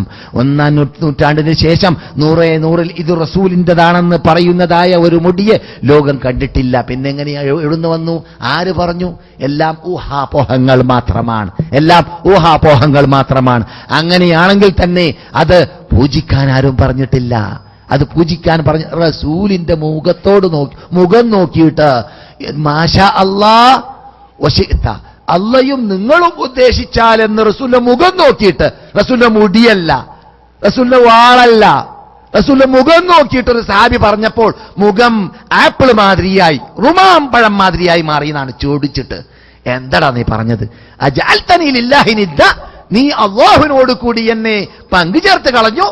മാഷാ അല്ലാ എന്ന് പറയൂ, അല്ലാഹു ഉദ്ദേശിച്ചാൽ എന്ന് പറയൂ, നിങ്ങളും ഉദ്ദേശിച്ചാൽ എന്ന പദം പറഞ്ഞത് ശരിയല്ല എന്ന് പഠിപ്പിച്ച ദൂതരുടെ മുടി പോലോ പിൻകാലഘട്ടത്തിൽ കിംവദന്തി ഉണ്ടാക്കിയും കൊണ്ട് അതിന്റെ പേരിൽ ലക്ഷങ്ങൾ കുതിക്കുന്നു. ഞാനൊരു സ്ഥാപനത്തിൽ പഠിച്ചിരുന്നു. ആ സ്ഥാപനത്തിൽ റസൂലുള്ളാഹി സ്വല്ലല്ലാഹു അലൈഹി വസല്ലമിന്റെ മുടിയെ പൊതിഞ്ഞതെന്നോ എന്തോ അവശിഷ്ടത്തിനെ പൊതിഞ്ഞതെന്നോ പറയപ്പെടുന്ന തുണി, ആ തുണിയെ വരുന്ന സന്ദർശകർക്കൊക്കെ ഇങ്ങനെ കാണിച്ചു കൊടുക്കലും എന്നിട്ട് ആ സന്ദർശകർ അതിനെ തൊട്ട് ചുംബിക്കലും. സുബ്ഹാനല്ലാഹ്. അപ്പോൾ ഇങ്ങനെയുള്ള ഉമർ ഇബ്നുൽ ഖത്താബ് റളിയല്ലാഹു തആല അൻഹു, ആരാ ഉമർ? നിങ്ങൾക്ക് അറിയാമല്ലോ ഉമറിനെ. റസൂൽ എന്താ പറഞ്ഞത് ഉമറിനെ കുറിച്ച് ബുഖാരിയിൽ? ഉമർ റൂട്ടിൽ കൂടി പോയാൽ ഇബ്ലീസ് വേറെ റൂട്ടിൽ പോകുന്നതാണ്. ബുഖാരിയിൽ ഇദാ സലക ഉമറു ഫജ്ജൻ, ഉമർ ഒരു റൂട്ടിൽ കൂടി പോയാൽ സലക ശൈത്താനു ഫജ്ജൻ ആഖർ, ഇബ്ലീസ് വേറെ റൂട്ടിൽ കൂടി പോകും. ഉമർ പോയ റൂട്ടിൽ പിന്നെ ഇബ്ലീസ് പോകില്ല എന്നാണ്. മനസ്സിലായില്ലേ? അങ്ങനെയുള്ള ഉമർ, റസൂൽ സല്ലല്ലാഹു അലൈഹി വസല്ലം ഉമർ റളിയല്ലാഹു തആല അൻഹുവിന്റെ സ്വർഗവും അവിടെ ഉണ്ടായിരുന്ന പെണ്ണുങ്ങളൊക്കെയുള്ള അഥവാ ഹൂറുലിങ്ങളൊക്കെയുള്ള ആ മണിമാടങ്ങളൊക്കെ ഇത് നബിയുടെ സ്വപ്നത്തിൽ കണ്ടതായ വാർത്ത പറഞ്ഞിരുന്നു. രസമായിരിക്കാം. റസൂലുള്ളാഹി സ്വല്ലല്ലാഹു അലൈഹി വസല്ലം പറഞ്ഞു, ഞാൻ അത് കണ്ടപ്പോൾ അകത്ത് കടക്കാൻ തോന്നിയെങ്കിലും ഞാൻ വേണ്ടാന്ന് വെച്ചു. കാരണം നിങ്ങൾ എന്റെ സ്വർഗത്തിൽ എന്തിനാ കടന്നത്? നിങ്ങൾ ചോദിച്ചേക്കറ്റാന്ന് വിചാരിച്ചിട്ട്. എന്റെ സ്വർഗത്തിൽ എന്തിനാ നിങ്ങൾ കടന്നത്? എനിക്കുള്ള ഹൗർലിങ്ങളൊക്കെ ഉള്ള സ്ഥലത്ത് നിങ്ങൾ എന്തിനു കടന്നു എന്ന് നിങ്ങൾ ചോദിച്ചേക്കല്ല എന്ന് വിചാരിച്ചിട്ടാ ഞാൻ കടന്നില്ല എന്ന് നബിയുനാ മുഹമ്മദ് റസൂലുള്ളാഹി പറഞ്ഞതായ ഒരു രസം സഹിഹായ ഹദീസിൽ കാണാവുന്നതാണ്. ഈ മഹാനായ ഉമർ റളിയല്ലാഹു തആല അൻഹുവിന്റെ കാലഘട്ടത്തിൽ നിങ്ങൾക്കറിയാം, മക്ക ജിദ്ദ പഴയ റോഡ്, ആ പഴയ റോട്ടിലാണ് ഹുദൈബിയ സന്ധി നടന്ന സ്ഥലം. ഓർക്കുന്നുണ്ടല്ലോ? ഇപ്പോഴുള്ള മുസ്ലിം വേൾഡ് ലീഗിന്റെ കെട്ടിടം ഉള്ളത് പഴയ റോഡിന്റെ തുടക്കത്തിലാണ്. ആ റോഡ് അങ്ങോട്ട് ഡയറക്റ്റ് അങ്ങോട്ട് പോയാൽ 8 കിലോമീറ്റർ വിട്ട് കടന്നാൽ ഏകദേശം ഹുദൈബിയ സന്ധി നടന്ന സ്ഥലം കാണാം. ഹുദൈബിയ സന്ധി മദീനയിൽ നിന്നിട്ട് ഉംറയ്ക്ക് ഇഹ്റാം കെട്ടി റസൂലും 1500ഓളം പേര് സഹാബാക്കളും പോയ മധ്യേ അവിടെ മക്കക്കാര് മക്കയിൽ പ്രവേശിക്കാൻ അനുവദിക്കാത്തത് കൊണ്ട് അവിടെ നിന്ന് തഹല്ലുലായി അള്ളാഹ്ക്ക് അവിടെ നിന്ന് പ്രായശ്ചിത്യം നൽകി മുടി കളഞ്ഞ് ഇഹ്റാമിന്റെ വസ്ത്രം ഒഴിവാക്കി മടങ്ങി വരാൻ വേണ്ടി അള്ളാഹുവിന്റെ തീരുമാനമനുസരിച്ചിട്ട് റസൂൽ ചെയ്യുന്നതിന് മുമ്പായിട്ട് ഒരു ചർച്ചകൾ നടന്നിരുന്നു മക്കക്കാരാകുന്ന നേതാക്കളുമായിട്ട്. നീണ്ട കഥയാണ്. 12ഓളം വർഷങ്ങൾ ഈ സാധു ഇവിടെ ഇസ്ലാമിക് ഹിസ്റ്ററി മദീനയിലുള്ളതായ സഫ ഹാളിലും ഈ ദാറുൽ ഹുദ ഹാളിലും വെച്ചിട്ട് പറഞ്ഞു തീർത്തതായ ആ ചരിത്രങ്ങളിൽ ഞാൻ നീട്ടിവലിച്ച് പറഞ്ഞ വിഷയത്തിന്റെ ഷോർട്ടായ ഭാഗമാണ് ഞാൻ നിങ്ങളെ ഇപ്പോൾ കേൾപ്പിക്കുന്നത്. ആ സന്ദർഭത്തിൽ ചർച്ചകൾ നടന്നുകൊണ്ടേയിരുന്നു. അവസാനം തീരുമാനമായത് എന്താണ്? പോകണമെന്നതാണ്. ഈ ചർച്ച എന്തുകൊണ്ട് നടക്കുന്നു? റസൂലുള്ളാഹി സ്വല്ലല്ലാഹു അലൈഹി വസല്ലം എത്തിയ ഉടനെ തന്നെ ഉസ്മാനിനെ അയച്ചിരുന്നു ആദ്യമായിട്ട് ചർച്ചകൾക്ക് വേണ്ടി. ഞങ്ങൾ കടക്കട്ടെ എന്ന് ചോദിക്കാൻ. ആരാ ഉസ്മാൻ? റസൂലുള്ളാഹിയുടെ മരുമകൻ അഥവാ പുതിയ ആപ്പള. റസൂലുള്ളാഹിന്റെ 2 മകളെ കല്യാണം കഴിച്ച വ്യക്തി. ആരൊക്കെയാണ് 2 മകൾ? റുഖിയ, ഉമ്മു കുൽസൂം, റുഖിയ എന്നീ 2 പെൺമക്കളെ. എങ്ങനെ 2 പെൺമക്കളെ കല്യാണം കഴിച്ചു? ഒരു മകളെ കല്യാണം കഴിച്ചു, മരിച്ചുപോയി. റസൂല് 2ാമത്തെ മകളെ കല്യാണം കഴിച്ചു കൊടുത്തു. റസൂല് പറഞ്ഞു ഉസ്മാനോട്, 2ാമത്തെ മകളും മരിച്ചപ്പോൾ 3ാമത്തെ ഒരു മകൾ കൂടി എനിക്കുണ്ടെങ്കിൽ ഞാൻ നിങ്ങൾക്ക് കല്യാണം കഴിച്ച് തന്നിരുന്നേനെ ഉസ്മാനെ. ദിന്നൂറൈൻ, പ്രകാശത്തിന്റെ ഉടമയായ ഉസ്മാൻ റസൂൽ അയക്കുന്നു മക്കയിലേക്ക്. എന്തിനാണ് അയക്കുന്നത്? മക്കക്കാരോട് അനുവാദം ചോദിക്കാൻ, ഉംറയ്ക്ക് കടക്കാൻ. അവരുടെ ഭരണകൂടമാണല്ലോ മക്കയിൽ. റസൂലിന് റിപ്പബ്ലിക്കാക്കി അള്ളാഹ് കൊടുത്തിട്ടില്ല, സമയമായിട്ടില്ല. റസൂൽ മദീനയിലാണ് ആ സന്ദർഭത്തിൽ ഹിജ്റ വന്നിട്ട് ഇസ്ലാമിക നിയമം നടപ്പാക്കിക്കൊണ്ടേയിരിക്കുന്നതും ലോക നേതാക്കളുടെ കൊട്ടാരത്തെ കിടുകിട വിറപ്പിക്കുന്ന എഴുത്തുകൾ അയച്ചുകൊണ്ടിരിക്കുന്നതും മദീനയിലാണ്. ആ സന്ദർഭത്തിലാണ് റസൂലുള്ളാഹി ഇവിടെ നിന്ന് പോകുന്നത്. എന്തിനു വേണ്ടി? ഹുദൈബിയ സന്ധിക്ക് വേണ്ടി. ആ സന്ദർഭത്തിലാണ് നബിയുനാ മുഹമ്മദ് റസൂലുള്ളാഹി സല്ലല്ലാഹു അലൈഹി വസല്ലം ഉസ്മാനിനെ അയക്കുന്നു. ഉസ്മാൻ റളിയല്ലാഹു തആല അൻഹു അവിടെ എത്തിയ ശേഷം ഒരു കിംവദന്തി വന്നു. എന്താണത്? ഉസ്മാനെ കൊല്ലപ്പെട്ടു. ഈ കെട്ടുകഥ അത് യാഥാർത്ഥ്യമായിരുന്നില്ല. പക്ഷെ റസൂല് ദൂതരാണ്, അള്ളാഹുവിന്റെ ദൂതരാണ്, വഹി വരുന്ന ആളാണ്. പക്ഷെ അള്ളാഹ് അറിയിച്ചു കൊടുത്തല്ലാതെ റസൂൽ അറിയില്ലല്ലോ. ഗൈബ് അറിയില്ല, മറിഞ്ഞ കാര്യം അറിയില്ല. അതാണ് യഥാർത്ഥ അഹ്ലുസുന്നത്ത് വൽ ജമാഅത്തിന്റെ ആശയാദർശം. ആരാണ് ചൂട് തിന്നിട്ട് ഷറഹുൽ അഖായിദുൻ നസഫിയ്യ എന്ന കേരളത്തിൽ പഠിപ്പിക്കുന്ന, മുസ്ലിയാമാർ പഠിക്കുന്ന, പള്ളി ദർസിൽ പഠിക്കുന്ന വിശ്വാസപരമായ കാര്യങ്ങൾ പഠിപ്പിക്കുന്ന ഒരു പുസ്തകമാണത്. ആ പുസ്തകത്തിൽ ഞാനടക്കമുള്ള മുസ്ലിയാമാർ അങ്ങനെയാ പഠിച്ചത്. എന്ത്? നബിമാർക്ക് ഗൈബ് അറിയൂല, അള്ളാഹ് അറിയിച്ചു കൊടുത്ത കാര്യം മാത്രമേ അറിയുകയുള്ളൂ. അതുകൊണ്ട് റസൂലുള്ളാഹി സ്വല്ലല്ലാഹു അലൈഹി വസല്ലം എന്ത് ചെയ്തു? സഹാബാക്കളെ, എന്റെ പ്രതിനിധിയെ വഞ്ചിച്ചു കൊന്നിട്ടുണ്ടെങ്കിൽ മക്കക്കാരോട് പകരം ചോദിക്കാതെ മദീനയിലേക്ക് മടക്കമില്ല എന്ന് പ്രഖ്യാപിച്ചു. യുദ്ധം ചെയ്യാൻ വേണ്ടി പോയവരല്ല, ആയുധങ്ങൾ യുദ്ധത്തിനുള്ളതില്ല. വെറും അംഗരക്ഷകന്മാർക്ക് രക്ഷയ്ക്ക് വേണ്ടിയുള്ളതായ ചെറിയ ചെറിയ കത്തികളോ വാളുകളോ അല്ലാതെ യുദ്ധത്തിലുള്ളതായ ആ യാതൊരു ഒരുക്കവും പരിചയവും കുതിരകളും അവരുടെ കൂടെ ഇല്ല. ആ സന്ദർഭത്തിലാണ് പ്രഖ്യാപിക്കുന്നത്. അങ്ങനെ റസൂല് പറഞ്ഞു, നീട്ടൂ കൈ. ആരോട്? 1500ഓളം സഹാബാക്കളോട്. മക്കക്കാരോട് പോരാടാതെ മടക്കമില്ല, പകരം ചോദിക്കാതെ മടക്കമില്ല. അപ്പോൾ യുദ്ധത്തിന് ഒരുക്കമില്ലാതെ ഇഹ്റാമിന്റെ വസ്ത്രം ധരിച്ചു കൊണ്ടുവന്നതായ സഹാബാക്കളുമായിട്ട് ചെയ്തതായ ബൈഅത്ത്, ആ ബൈഅത്ത് നടത്താൻ വേണ്ടി റസൂൽ ഇരുന്നതായ ഒരു വൃക്ഷമുണ്ട്. ആ വൃക്ഷത്തിന്റെ താഴെയാണ് റസൂൽ ഇരുന്നത്. അല്ലാഹു ഖുർആനിൽ പറഞ്ഞു, ലഖദ് റളിയല്ലാഹു അനിൽ മുഅ്മിനീന ഇദ് യുബായിഊനക തഹ്ത അശ്ശജറ. ആ വൃക്ഷത്തിന്റെ താഴെ ഇരുന്നു കൊണ്ട് നിങ്ങളോട് ആ സഹാബാക്കൾ, ആ ഭക്തജനങ്ങൾ, അള്ളാഹ് ഇഷ്ടപ്പെട്ട അള്ളാഹിന്റെ ദൂതരുടെ പിന്നിൽ അണിനിരന്ന നമ്മുടെ ലോക മുസ്ലിങ്ങളുടെ നേതാക്കളാണെന്ന് അള്ളാഹു തന്നെ ഖുർആനിൽ പ്രഖ്യാപിച്ച നബിമാര് കഴിഞ്ഞാൽ സ്വർഗത്തിൽ പ്രവേശിക്കേണ്ടവരെന്ന് റസൂൽ വഹിയിലൂടെ നമുക്ക് സന്തോഷവാർത്ത നൽകിയ, നാം ഇവിടെ ഈ ക്ലാസ്സിലൂടെ ചർച്ച ചെയ്തുകൊണ്ടേ ഇരിക്കുന്നവരാകുന്ന ആ അൻസാറുകൾ ഉൾക്കൊള്ളുന്ന മുഹാജിറുകൾ, അൻസാറുകൾ എല്ലാമുള്ള 1500ഓളം പേർക്ക് അള്ളാഹ് പ്രീതിപ്പെട്ടു കൊടുത്തിരിക്കുകയാണ് ദൂതരെ. അള്ളാഹ് അവർക്ക് പ്രീതിപ്പെട്ടു കൊടുത്തു. നമുക്ക് അങ്ങനെയുള്ള ഒരു പദം അള്ളാഹുവിൽ നിന്നിട്ട് വന്നു കിട്ടിയാൽ എന്തായിരിക്കും? നാം പറക്കൂലേ സന്തോഷത്തിൽ? അള്ളാഹ് നിങ്ങളെ തൊട്ട് പ്രീതിപ്പെട്ടു. അള്ളാഹ് സഹാബാക്കളെ തൊട്ട് പ്രീതിപ്പെട്ടു. നിങ്ങളുമായിട്ട് യുദ്ധം ചെയ്യാനുള്ളതായ കരാർ നൽകിയവർ, ബൈഅത്ത് നൽകിയവര്, ഉടമ്പടി നൽകിയവര്, ഈ ഉടമ്പടി നൽകാൻ വേണ്ടി റസൂൽ ഇരുന്നതായ വൃക്ഷത്തെ, ഇതാണ് നമ്മുടെ വിഷയം. ഈ വൃക്ഷം റസൂലിന്റെ കാലഘട്ടം കഴിഞ്ഞു, ഉമറിന്റെ കാലഘട്ടം വന്നപ്പോൾ നോക്കൂ, താബിഈങ്ങൾ ജീവിക്കുന്ന കാലഘട്ടം വന്നപ്പോൾ സഹാബാക്കൾ അങ്ങനെയുള്ള തോന്നിവാസം കാട്ടൂല. സഹാബാക്കൾ തോന്നിവാസം കാട്ടൂല. അന്ധവിശ്വാസം അവരിലില്ല. റസൂൽ അവർക്ക് ശിക്ഷണം നൽകി അവരെ ലോക മുസ്ലിങ്ങൾക്ക് നേതാക്കളാവാൻ അർഹപ്പെട്ടവരാക്കിയിട്ട് മാറ്റിയിട്ടേ ഇവിടുന്ന് റസൂൽ വിടവാങ്ങിയിട്ടുള്ളൂ. അതുകൊണ്ട് സഹാബാക്കൾ നിന്നിട്ട് അങ്ങനെയുള്ളതായ അനാചാരം ഉടലെടുക്കുകയില്ല. പക്ഷേ എന്താ സംഭവിച്ചത്? ചില ശേഷികെട്ട ദുർബല ഈമാനിന്റെ ശേഷികെട്ട ഈമാന്റെ ഉടമകൾ എന്തു ചെയ്തു? ആ വൃക്ഷത്തിൽ നിന്ന് ബർക്കത്തെടുക്കാൻ വന്നു. കശ്മീരിലേക്ക് പോകുന്നവരെ പോലെ, അല്ലെങ്കിൽ ഇറാഖിൽ പോകുന്നവരെ പോലെ. ആ വൃക്ഷം റസൂല് ചാരിയിരുന്ന വൃക്ഷമല്ലേ, അത് നമുക്ക് ചെത്തിക്കൊണ്ടു പോകാം, അതിൽ നിന്നിട്ട് നമുക്ക് ബർക്കത്തെടുക്കാം എന്ന് തീരുമാനിച്ചു. നിങ്ങൾ കേൾക്കുന്നതൊന്നും കെട്ടുകഥയല്ല. സഹീൽ ബുഖാരി റിപ്പോർട്ട് ചെയ്യുന്ന ഹദീസാണ്. സഈദ് ഇബ്നുൽ മുസയ്യിബ് റഹ്മത്തുള്ളാഹി അലൈഹിയാണ് എൻ്റെ ഓർമ്മ ശരിയാണെങ്കിൽ റിപ്പോർട്ടകൻ, അല്ലെങ്കിൽ എൻ്റെ ഓർമ്മ ശരിയാണെങ്കിൽ എന്ന് പറഞ്ഞതുകൊണ്ട് എനിക്ക് തെളിയിച്ചിലാക്കാനും പറ്റും തെറ്റിപ്പോയിട്ടുണ്ടെങ്കിൽ. സഈദ് ഇബ്നുൽ മുസയ്യിബ്, എന്താണ് പ്രശ്നം? റസൂലുള്ളാഹി സല്ലല്ലാഹു അലൈഹി വസല്ലം ചാരിയിരുന്ന മരമാണ് അത്. ഈ ഒയ്യക്കുശക്കുള്ള മരമല്ല, ഊഹാപോഹമല്ല, കൃത്രിമ ഖബറല്ല. മനസ്സിലാക്കണം, ഇവിടെയൊക്കെ സംഭവിക്കുന്നത് കൃത്രിമ ഖബറാണ്. ഒരു സഹോദരൻ പോയി മദ്രാസിൽ തീർത്ഥാടന കേന്ദ്രത്തിലേക്ക് എല്ലാവരും പുകവലിക്കുകയാണെന്ന് പറഞ്ഞല്ലോ, അതൊക്കെ കൃത്രിമങ്ങളാണ്. എന്നിട്ട് ഷേഖ് ചോദിച്ചോലോ, അദ്ദേഹം പറയാണ് മദീനയിൽ നിന്നിട്ട് എന്നോട്, കേട്ടവരുമുണ്ട് ഇപ്പോൾ സൗദി അറേബ്യയിൽ, ചോദിച്ചു പോലോ, കാരണം അദ്ദേഹം സദസ്സിൽ വെച്ചിട്ടാ പറഞ്ഞത്. എന്താണ് ഇവരൊക്കെ പുകവലിക്കുന്നത്? അപ്പോൾ മറുപടി, ഈ ഇവിടെ ഖബറടക്കപ്പെട്ട ഷെയ്ഖിന് പുകവലി വളരെ ഇഷ്ടമായിരുന്നു.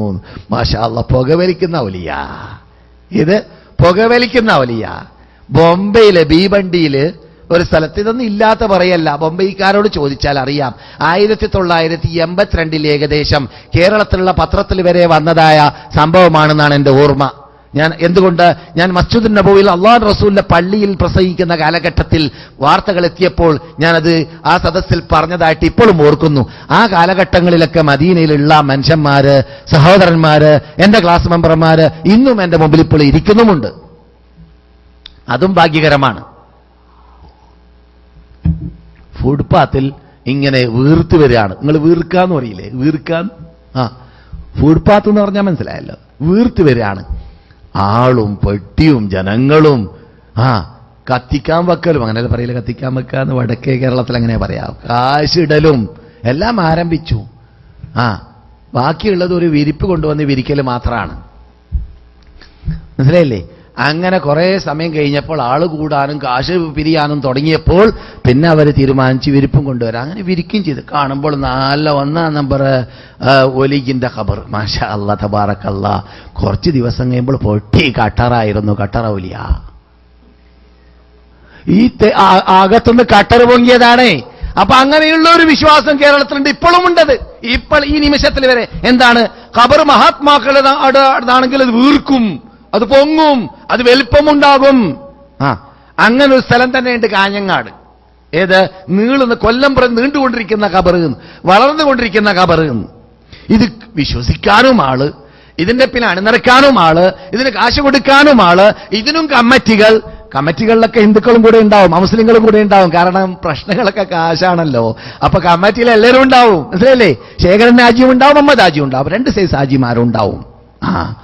മഹാനായ ഉമർ ഇബ്നുൽ ഖത്താബ് റളിയല്ലാഹു തആല അൻഹു ഇവിടെ നിന്ന് പട്ടാളക്കാരെ മദീനയിൽ നിന്നിട്ട് അയക്കുന്നത് വെട്ടാൻ വേണ്ടിയാണ്. ഏത് വൃക്ഷത്തെ? അല്ലാഹുവിന്റെ റസൂൽ ചാരിയിരുന്ന വൃക്ഷത്തെ.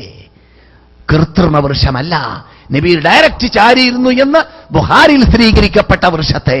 ആ വൃക്ഷത്തെയാണ് മഹാനായ ഉമർ ഇബ്നുൽ ഖത്താബ് സ്വർഗത്തിന് ടിക്കറ്റ് ഭൂമിയിൽ നിന്നിട്ട് ലഭിച്ചവരാണെന്ന് വഹയിലൂടെ വന്ന് അല്ലാഹുവിന്റെ ദൂതർ തൊള്ള കൊണ്ട് പ്രഖ്യാപിച്ച, അവരുടെ ഷറഫാക്കപ്പെട്ട വായ കൊണ്ട് ഈ മദീനയിൽ വെച്ചിട്ട് പ്രഖ്യാപിച്ച അബൂബക്കർ സ്വർഗത്തിൽ, അബൂബക്കറുൻ ഫിൽ ജന്ന ഉമറുൻ ഫിൽ ജന്ന നബിയുനാ മുഹമ്മദുൻ റസൂലുള്ളാഹി സല്ലല്ലാഹു അലൈഹി വസല്ലം. ആ സ്വർഗത്തിലേക്ക് പറന്നുപോയ ഉമർ റളിയല്ലാഹു തആല അൻഹുവാണ് അല്ലാഹുവിന്റെ ദൂതർ ചാരിയിരുന്ന വൃക്ഷത്തെ വെട്ടിയത്. എന്തിനാണ്? പറ്റൂല, തുളസി പൂജക്കാർ നമ്മുടെ ഉമ്മത്ത് ഉണ്ടാവാൻ പാടില്ല. പ്രശ്നപരിഹാരത്തിന് വേണ്ടി ചോദിക്കേണ്ടത് 437 പ്രാവശ്യം ഖുർആൻ ഈമാൻ എന്ന വിഷയം ചർച്ച ചെയ്ത ആ ഖുർആനിൽ 90-ൽ പരം പ്രാവശ്യം പ്രാർത്ഥിക്കേണ്ടത് അല്ലാഹുവിനോട് മാത്രമെന്ന് പറഞ്ഞ ആ റബ്ബിനോട് മാത്രമാണെന്ന് സ്ഥാപിക്കാൻ വേണ്ടിയായിരുന്നു. ഈ തത്വത്തിന് ഘടകവിരുദ്ധമായിട്ടാണ് ഇന്ന് റസൂൽ പറഞ്ഞ 100-ൽ ഒരു കുതിരയെ, ഒരു ഒട്ടകത്തെ 100-ൽ ഒരു മുവഹിദിനെ കിട്ടാൻ പ്രയാസമാണ്. 100-ൽ ഒരു മുവഹിദിനെ കിട്ടാൻ പ്രയാസമാണ്. അതേ പ്രയാസമാണ്. ഏത് ലേഖകന്മാരെ, ഏത് എഴുത്തുകാരെ, ഏത് പ്രാസംഗികന്മാരെ, ഏത് പ്രബോധകന്മാരെ, ഇന്നത്തെ യുഗത്തിലുള്ളവരെ പരിശോധിച്ച് നോക്കിയാൽ ഏത് മാനദണ്ഡം മുമ്പിൽ വെച്ചിട്ട് പരിശോധിക്കണം. ഇവിടുന്ന് നിങ്ങൾ കേൾക്കുന്നതായ തൗഹീദ് ഉണ്ടല്ലോ, ഉലൂഹിയ്യത്ത്, റുബൂബിയ്യത്ത്, അൽ അസ്മാ വസിഫാത്ത് എന്നീ 3 ഇനങ്ങൾ ഉൾക്കൊള്ളുന്ന തൗഹീദ് മാനദണ്ഡമാക്കിയിട്ട് പരിശോധിച്ചാൽ റസൂൽ പറഞ്ഞത് വളരെ യാഥാർത്ഥ്യമാണ് എന്നത് നമുക്ക് തുറിച്ച് കാണുന്നതാണ്. ലോകത്തിലാ സകലം അതിൽ നിന്നിട്ട് മുക്തരായിട്ട് നല്ലൊരു ശതമാനത്തെ ലോകത്തിൽ നമുക്ക് അഭിമാനത്തോട് കൂടി കാണുന്നുണ്ടെങ്കിൽ വഹി ഇറങ്ങിയതായ നാട്ടിലാണ് നാം അത് കാണുന്നത്. ഇവിടെ ആനപ്പോക്കില്ല, സന്തല് പോക്കില്ല. കേരളത്തിന്റെ ഒരറ്റം മുതൽ മറ്റേ അറ്റം വരെ മരിച്ചു കിടക്കുന്നതായ മഹാത്മാക്കളില്ല എന്ന് എനിക്ക് അഭിപ്രായമില്ല. മരിച്ചു കിടക്കുന്ന മഹാത്മാക്കൾ മുഴുവനും കൂടിയാൽ ഇവിടെ കിടക്കുന്ന ഒരാളുടെ ചെരുവരലേക്ക് എത്തൂല. അങ്ങനെയുള്ള ആൾക്കാരാണ് ഇവിടെ കിടക്കുന്നത്. സംശയമുണ്ടോ? സംശയിച്ചാൽ സുന്നിയാവൂല. അത് സംശയിച്ചാൽ സുന്നിയാവൂല. ഒറിജിനൽ അഹ്ലു സുന്നത്ത് ജമാഅത്തിന്റെ ഉടമയാവൂല അതിൽ സംശയിച്ചാൽ. കാരണം അവർ സഹാബാക്കൾ, അസ്ഹാബികൾ. ആരാണ് സഹാബാക്കൾ? അല്ലാഹ് ബഹുമാനിച്ചവർ, ആദരിച്ചവർ. ആരാണ് സഹാബാക്കൾ? ഈ ദൂതർ പറഞ്ഞു ആ സഹാബാക്കളെ കുറിച്ച്, അൻസാറുകൾ അടക്കമുള്ള. ലാ തസുബ്ബു അസ്ഹാബി, എന്റെ സഹാബാക്കളെ നിങ്ങൾ ആക്ഷേപിക്കരുതേ, എന്റെ ഉമ്മത്തുകളെ ചീത്ത പറയരുതേ, എന്റെ ഉമ്മത്തുകളെ ശകാരിക്കരുതേ, എന്റെ ഉമ്മത്തുകളെ. സുബ്ഹാനല്ലാഹ്, അവരാണ് സഹാബാക്കൾ. എന്റെ സഹാബാക്കളെ എന്ന് റസൂൽ പറഞ്ഞിട്ട് നിർത്തിയില്ല. മുസ്ലിം റിപ്പോർട്ട് ചെയ്യുന്ന ഹദീസിൽ ലാ തസുബ്ബു അഹദം മിൻ അസ്ഹാബി, എന്റെ സഹാബാക്കൾ എന്നിട്ട് ഒരു വ്യക്തിയെ പോലും നിങ്ങൾ ശകാരിക്കരുത്. പോരെ? അങ്ങനെ അള്ളാഹുവിന്റെ ദൂതർ ആദരിച്ച, ബഹുമാനിച്ച സഹാബാക്കൾ. ആ സഹാബാക്കളിൽ പ്രധാനപ്പെട്ടവരാണ് മുഹാജിറുകൾ. മക്കയിൽ നിന്നിട്ട് മദീനയിലേക്ക് ഹിജ്റ വന്ന മുമ്പന്മാർ. സുബ്ഹാനല്ലാഹ്, മുമ്പന്മാർ. ഉടുതുണിക്കും മറുതുണിയില്ലാത്ത, ഇടിയും അടിയും മുഴുപ്പട്ടിണിയും അരപ്പട്ടിണിയും എല്ലാം അനുഭവിച്ച, അല്ലാഹ് ഖുർആനിൽ പറഞ്ഞ രൂപത്തിൽ അം ഹസിബ്തും അൻ തദ്ഖുലുൽ ജന്ന, സ്വർഗത്തിൽ പോകണമെന്ന് നിങ്ങൾക്ക് ആഗ്രഹമുണ്ടോ എന്റെ അടിമകളെ? വലമ്മാ യഅതികും മസലുൽ ലദീന മിൻ ഖബ്ലികും മസ്സതുഹുമുൽ ബഅസാഉ വദ്ദറാ വസുൽസിലു ഹത്താ യഖൂലർ റസൂലു വല്ലദീന ആമനൂ മഅഹ് മതാ നസ്റുല്ലാഹ് അലാ ഇന്ന നസ്റല്ലാഹി ഖരീബ്. അം ഹസിബ്തും അൻ തദ്ഖുലുൽ ജന്ന, നിങ്ങൾക്ക് സ്വർഗത്തിൽ പോകണമെന്ന് പൂതിയുണ്ടോ? സ്വർഗത്തിൽ പോകണമെന്ന് പൂതിയുണ്ടോ? എല്ലാവർക്കും സ്വർഗത്തിൽ പോകണമെന്ന് പൂതിയുണ്ട്. പർദ നമ്മുടെ സഹോദരിമാരിൽ നിന്നിട്ട് പലർക്കും അത് പറ്റൂല. പർദ ഇല്ലാത്ത രൂപത്തിൽ സ്വർഗത്തിൽ പോകണമെങ്കിൽ അതായിരിക്കും ഉത്തമം. പർദ, സുബ്ഹാനല്ലാഹ്, സ്ത്രീകൾ കേൾക്കുന്ന സദസ്സാണല്ലോ ഇത്. സ്ത്രീകൾ മനസ്സിലാക്കേണ്ട കാര്യമാണല്ലോ ഇത്. അല്ലാഹു സുബ്ഹാനഹു വ തആല ഖുർആനിൽ പെൻഷനായ സ്ത്രീകളെ കുറിച്ച് സംസാരിക്കുന്ന ശൈലി ഞാൻ ഇവിടെ കേൾപ്പിച്ചിട്ടുണ്ട്. എന്താണത്? വൽഖവാഇദു മിനൻ നിസാഇ ല്ലാതി ലാ യർജൂന നികാഹ, അങ്ങനല്ലേ? നിക്കാഹ്, കല്യാണം കഴിക്കാൻ ആഗ്രഹമില്ലാത്ത ആയിസാത്തുകളായ, അഥവാ മാസത്തിലൊരു പ്രാവശ്യം വരുന്ന ഹൈദൊക്കെ സ്റ്റോപ്പായ, ആഗ്രഹങ്ങളില്ലാത്തവരായ നമ്മുടെ ഭാഷയിൽ പെൻഷനായ. ഖവാഇദ് എന്ന പദം തന്നെയാണ് റസൂൽ ഉപയോഗിച്ചിട്ടുള്ളത്. മനസ്സിലായില്ലേ? ഇവിടെ അറബി ഭാഷയിൽ പെൻഷനാവുക എന്നതിന് ഉപയോഗിക്കുന്ന പദം മുതഖാഇദ്. അവിടെ ഖവാഇദ് തുല്യതയുണ്ട് പദത്തിൽ. പെൻഷനായ പെണ്ണുങ്ങളെ കുറിച്ച് പറയുകയാണ് അല്ലാഹു സുബ്ഹാനഹു വ തആല. എന്ത്? ലാ ജുനാഹ അലൈഹിന്ന അൻ യളഅന സിയാബഹുന്ന ഗൈറ മുതബർരിജാതിൻ ബിസീന. ഭംഗി പ്രകടമാക്കാതെ അവര് പർദ്ദ ഒഴിവാക്കുന്നത് കൊണ്ട് വിരോധമില്ല. ഭംഗി പ്രകടമാക്കാതെ, ഏത്? തള്ളകളോട് പറയാണ്, തള്ളകളോട് ഭംഗി പ്രകടമാക്കാതെ എന്ന് പറഞ്ഞാൽ തള്ള 60കാരിയാണെങ്കിലും അത് ഈ പേശം പരേഡ് നടത്തുകയാണെങ്കിൽ ആ ലിഫ്റ്റൊക്കെ ഇട്ടാൽ കാണാറില്ലേ, പറയപ്പെടാറുണ്ട്. എന്ത്? 16കാരിയായിട്ട് 60കാരി അഭിനയിക്കാറുണ്ട് പോലോ. 16കാരിയായിട്ട് 60കാരി അഭിനയിക്കാറുണ്ട്. അപ്പോൾ 16കാരിയായിട്ട് തോന്നാറുമുണ്ട്. മനസ്സിലായില്ലേ? അപ്പോൾ അതുകൊണ്ട് അള്ളാഹ് പറയുന്നത് എന്ത്? പെൻഷനായ ശേഷം അവർക്ക് പർദ്ദ ഒഴിവാക്കാം, മുഖം മറക്കാതിരിക്കാം, പക്ഷെ ഭംഗി പ്രകടമാക്കരുത്. ഇനി പിന്നെ പർദ്ദ വേറെ പറയേണ്ട ആവശ്യമില്ലല്ലോ. പർദ്ദയെക്കുറിച്ച് ആയത്ത് ഓതേണ്ട ആവശ്യമില്ല. ഇത് മാത്രം മതി. തള്ളകളോടുള്ള വിധി ഇസ്ലാമിൽ അങ്ങനെയാണെങ്കിൽ ഈ നമ്മുടെ നാട്ടിലും ലോകത്തിൽ ആ സകലവും ഇപ്പോൾ വ്യാപകമാകുന്ന പർദ്ദ വലിച്ചെറിഞ്ഞുകൊണ്ടുള്ള അഴിഞ്ഞാട്ടവും മിശ്രമായി സ്ത്രീ പുരുഷ ജീവിതവും ഡ്യൂട്ടിയും ജോലിയും ഇതെല്ലാം ഇസ്ലാമിന്റെ വിധിയിലും വീക്ഷണത്തിലും എവിടെ നിൽക്കുന്നു? വളരെ ദൂരം വിളിച്ചാൽ കേൾക്കാത്ത അവിടേക്ക് എത്തിയിരിക്കുകയാണ് കൗമ്, സമൂഹം. വിളിച്ചാൽ കേൾക്കാത്തടുത്ത് പ്രയാസപ്പെടണ്ട, നിരാശപ്പെടണ്ട. എന്താണ് റസൂല് പറഞ്ഞു? ഖിയാമത്ത് നാൾ വരെ ഇസ്ലാമിക പർദ്ദയിൽ ഒതുങ്ങി നിൽക്കുന്ന സ്ത്രീകൾ ഉണ്ടാകും. എവിടെ പറഞ്ഞത്? ഈ പദമല്ല റസൂല് പറഞ്ഞത്. പിന്നെയോ ഞാൻ നേരത്തെ കേൾപ്പിച്ച ഹദീസ്. സത്യത്തിൽ അടിയുറച്ചു നിൽക്കുന്ന യഥാർത്ഥ മുഅ്മിനുകൾ, മുഅ്മിനാത്തുകൾ ഖിയാമത്ത് നാൾ വരെ ഇവിടെ ഉണ്ടായിക്കൊണ്ടേയിരിക്കും. പർദ്ദ വലിച്ചെറിഞ്ഞാൽ അത് അവർ അയിനത്തിൽ പെടൂലല്ലോ. അപ്പോൾ സ്ത്രീകളും നല്ല പരിപൂർണ ഇസ്ലാമിക പർദ്ദ ധരിച്ചുകൊണ്ട് ജീവിക്കുന്നവരും ഖിയാമത്ത് നാൾ വരെ ഉണ്ടാകുമെന്ന് റസൂലുള്ളാഹിയുടെ സന്തോഷ വാർത്ത നാം ഇപ്പോൾ സൗദി അറേബ്യയിൽ കാണുന്നു. വടക്കേ ഇന്ത്യയിൽ ഇപ്പോഴും ഉണ്ട് എന്ന് വാർത്തയുണ്ട്. ലക്നൌവിലും അതുപോലെ തന്നെ സഹാറൻപൂർ ഡിസ്ട്രിക്റ്റിലും കേരളത്തിൽ ഏകദേശം കുറഞ്ഞ് ഇല്ല എന്ന് തന്നെ പറയണം മുഖം മറക്കുന്ന സ്ത്രീകൾ എന്നതാണ് എന്റെ അറിവ്. ഇപ്പോൾ വീണ്ടും പർദ്ദയിലേക്ക് മടങ്ങാൻ കേരളം പരിശ്രമിക്കുന്നുണ്ട് എന്ന സന്തോഷ വാർത്തയും നമ്മുടെ ഹൃദയം കുളിർപ്പിക്കുന്നതായ ഭാഗമാണ്. ഞാൻ ഒരിക്കലും ആരുടെയും പരിശ്രമത്തെ അവഗണിക്കുന്നില്ല. അല്ലാഹു ഇനിയും പുരോഗതിയിൽ നിന്നിട്ട് പുരോഗതിയിലേക്ക്, സത്യത്തിലേക്ക് ചെല്ലുന്നതിലും സത്യത്തിൽ അടിയുറച്ച് നിൽക്കുന്നതിലും വിശ്വാസ ക്ലിയറിംഗ് നടത്തുന്നതിലും മുസ്ലിം ലോകത്തിന് ആസകലം കേരളീയർക്ക് പ്രത്യേകിച്ച് തൗഫീക്ക് നൽകുമാറാകട്ടെ എന്ന് നമുക്ക് ആത്മാർത്ഥമായി അല്ലാഹുവിന്റെ ദൂതരുടെ നാട്ടിൽ വെച്ചിട്ട്, അൻസാറുകളുടെ നാട്ടിൽ വെച്ചിട്ട്, മുഹാജിറുകളുടെ നാട്ടിൽ വെച്ചിട്ട് പ്രാർത്ഥിക്കാം.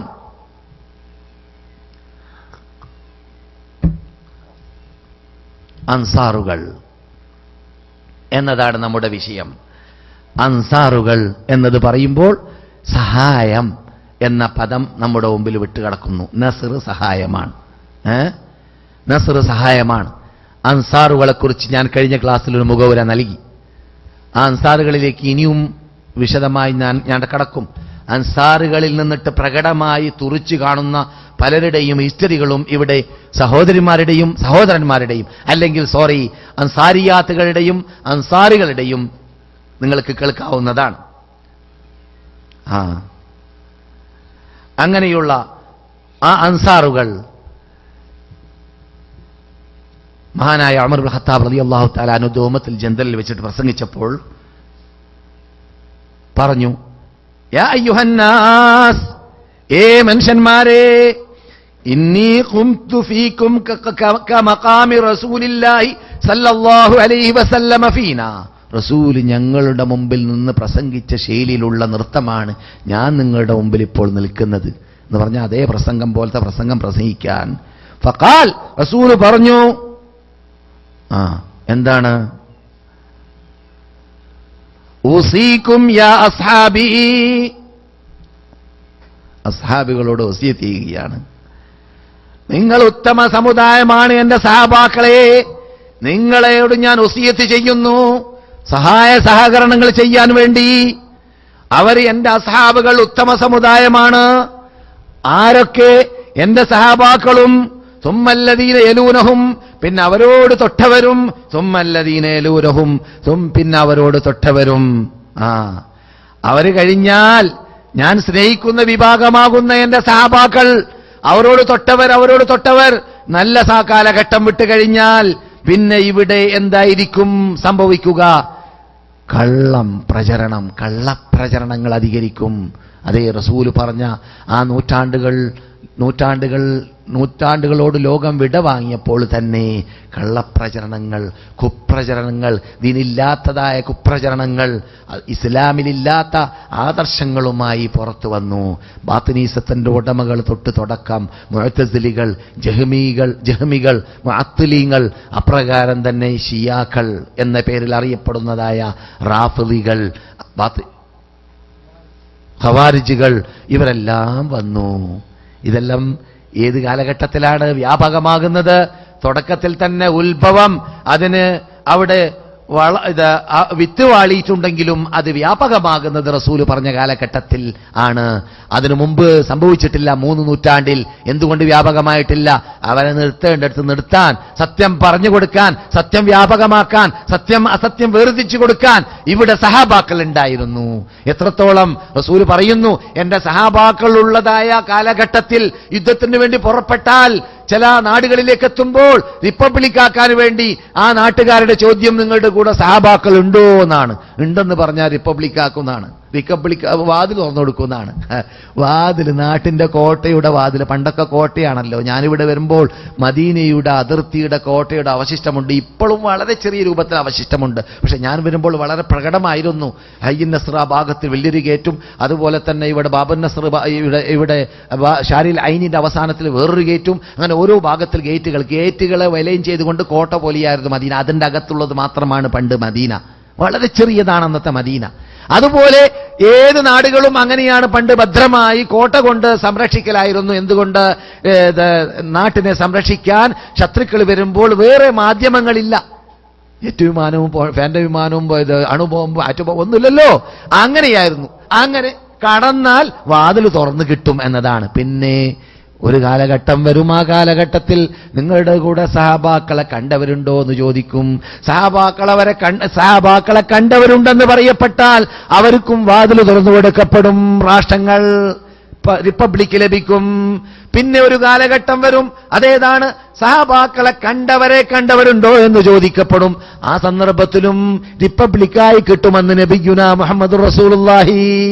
ഇതാണ് ആ സുമ്മല്ലദീനൂനഹും എന്ന് പറഞ്ഞതായ ആ വാക്കിന്റെ പ്രസക്തി ഇവിടെയും പ്രകടമായി നാം കാണുന്നു. റസൂലുള്ളാഹി പറഞ്ഞതായ മറ്റു വാക്കിലൂടെ അത് അങ്ങനെ തന്നെ ലോകം കണ്ട കാലഘട്ടം കഴിഞ്ഞ ശേഷമാണ് ഈ ഇറാനിലൂടെ ആ ഭാഗങ്ങൾ റസൂല് മദീനയിൽ ഇരുന്നു കൊണ്ട് സൂചിപ്പിച്ചതായിരുന്നു. കിഴക്ക് ഭാഗത്തിലേക്ക് ഇത് ആംഗ്യം കാണിച്ചിട്ട് ചൂണ്ടിയിട്ട് ആ ഭാഗത്തിൽ നിന്നിട്ടാണ് അപകടം വരിക. അപകടം ആ ഭാഗത്തിൽ നിന്നിട്ട്, ഫിത്തനുകൾ ആ ഭാഗത്തിൽ നിന്നിട്ട്, അഥവാ വിപത്തുകൾ ആ ഭാഗത്തിൽ നിന്നിട്ട് റസൂല് പറഞ്ഞതുപോലെ ഇന്ന് വരെ എല്ലാ ലോകവ്യാപകമായ ഏത് ഇസങ്ങൾ അതിന്റെ പിന്നിൽ പ്രവർത്തിച്ച പ്രവർത്തനങ്ങൾ പരിശോധിച്ച് നോക്കിയാൽ അവിടെ നിന്ന് വന്നതായ, അത് കേരളത്തിൽ അറിയപ്പെടുന്നതായ അല്ലെ ഇന്ത്യയിൽ അറിയപ്പെടുന്ന ശങ്കരാചാരി എന്നല്ല പറയാ, ആ ശങ്കരാചാരിയുടെ അദ്വൈത സിദ്ധാന്തം വരെ അവിടുന്ന് വന്നത്. പിന്നെ വേറെ വല്ലതും പറയേണ്ട ആവശ്യമില്ലല്ലോ. ഏത് ലോകത്തിലുള്ള സിദ്ധാന്തങ്ങൾ പരിശോധിച്ചാൽ അതെല്ലാം ഉത്ഭവിച്ചതായ നാടുകൾ റസൂൽ പറഞ്ഞ കിഴക്കൻ നാടുകളാണ്. കിഴക്കൻ നാടുകൾ എന്നിട്ടാണ് ഉത്ഭവിച്ചത്. അത് വേറൊരു രൂപത്തിൽ നമുക്ക് മനസ്സിലാക്കുകയും ചെയ്യാം. റസൂലുള്ളാഹിയുടെ അമാനുഷികത്തെ കഴിവാണ്, ഇസ്ലാമിന്റെ അമാനുഷികത്തെ കഴിവാണ്. വരാൻ പോകുന്നതിന് വഹീയിലൂടെ റസൂൽ പറയുന്നു. അങ്ങനെ തന്നെ ഇവിടെ സംഭവിക്കുന്നു. റസൂൽ എന്ത് പറഞ്ഞു അത് അങ്ങനെ തന്നെ സംഭവിക്കും. സംഭവിച്ചാലേ തീരൂ. കാരണം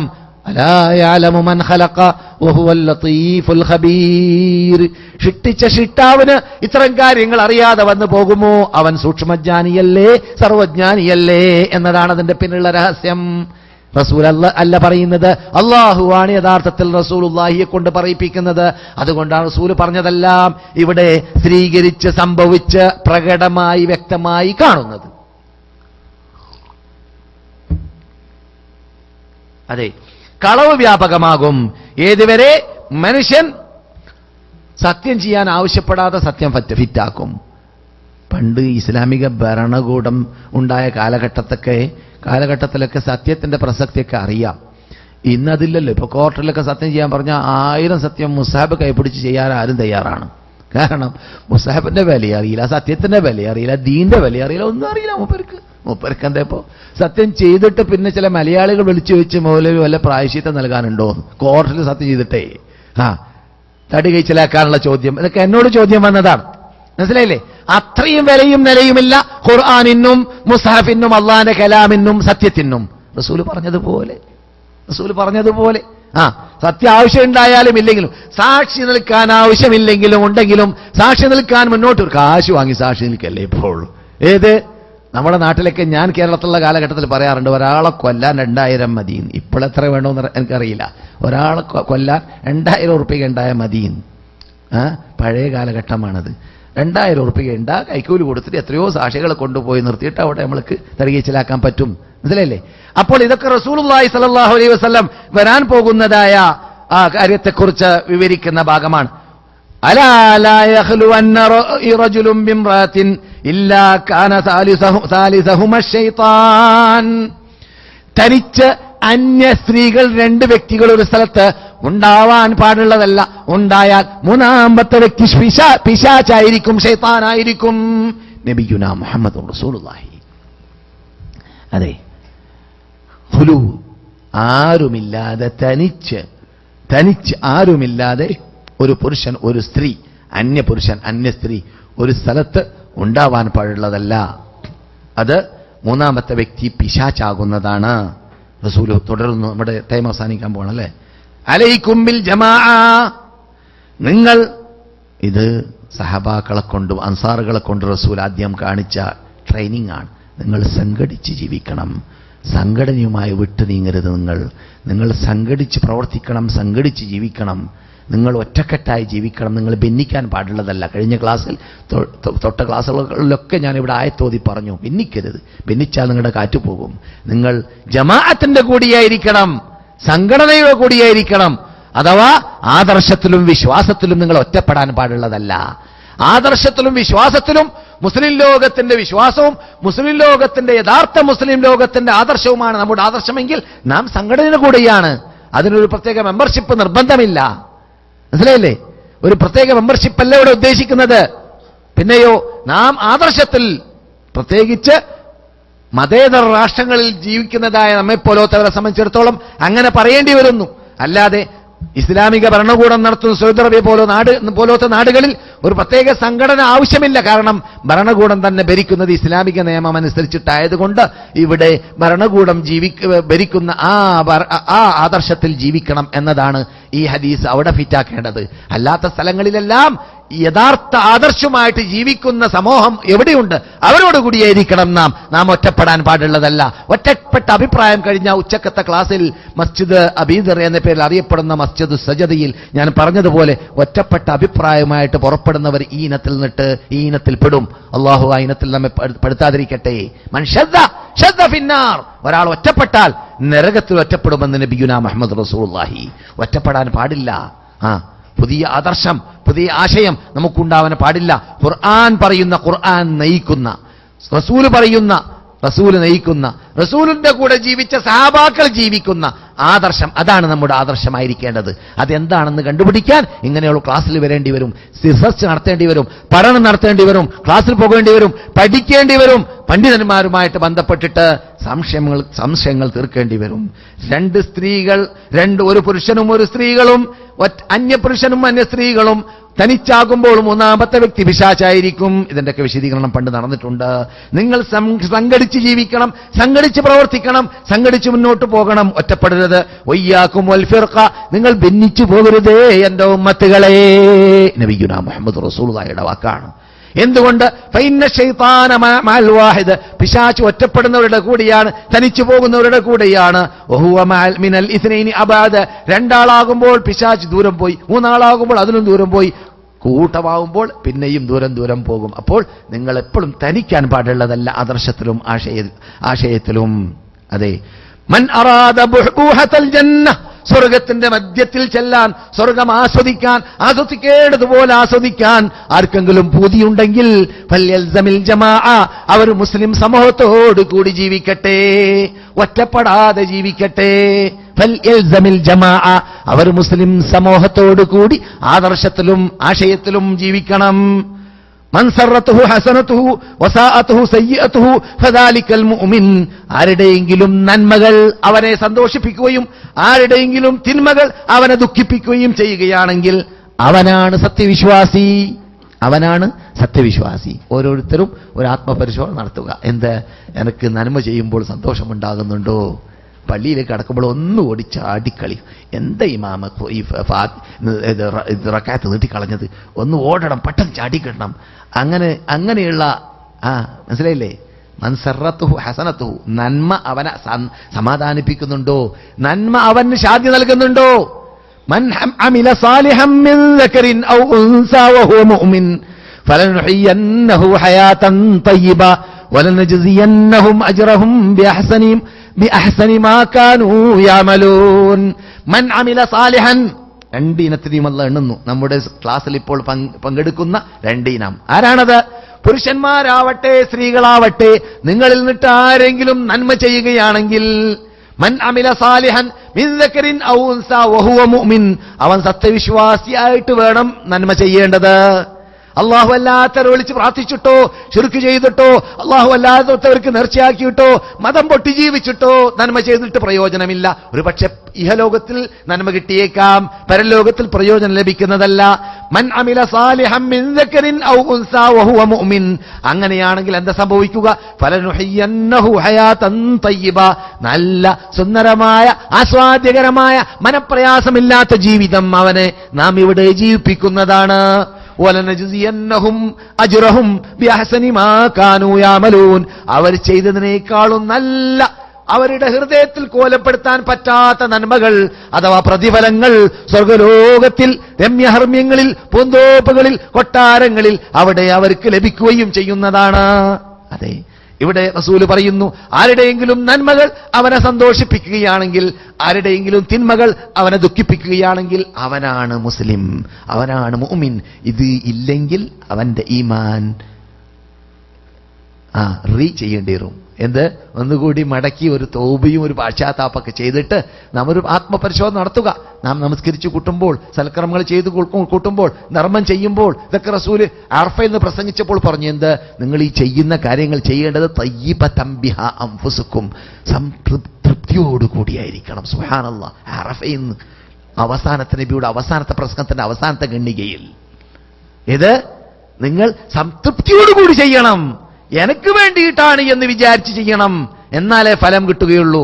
അതുകൊണ്ടാണ് അല്ലാഹു സുബ്ഹാനഹു വ തആല അവരെ കുറിച്ച് പറയാൻ കാരണം എന്ത്? റളിയല്ലാഹു അൻഹും, അവരെ തൊട്ട് അല്ലാഹ് പ്രീതിപ്പെട്ടു. വറദൂ അൻഹു, അവർ അള്ളാഹുവിനെ തൊട്ടും പ്രീതി അണഞ്ഞു. അപ്പൊ രണ്ട് വിഭാഗത്തും പ്രീതി വരണമെങ്കിൽ നാം പ്രീതിപ്പെട്ട് ചെയ്യണം. പ്രീതിപ്പെട്ട് ചെയ്തവർക്ക് എന്ത് ലഭിക്കും?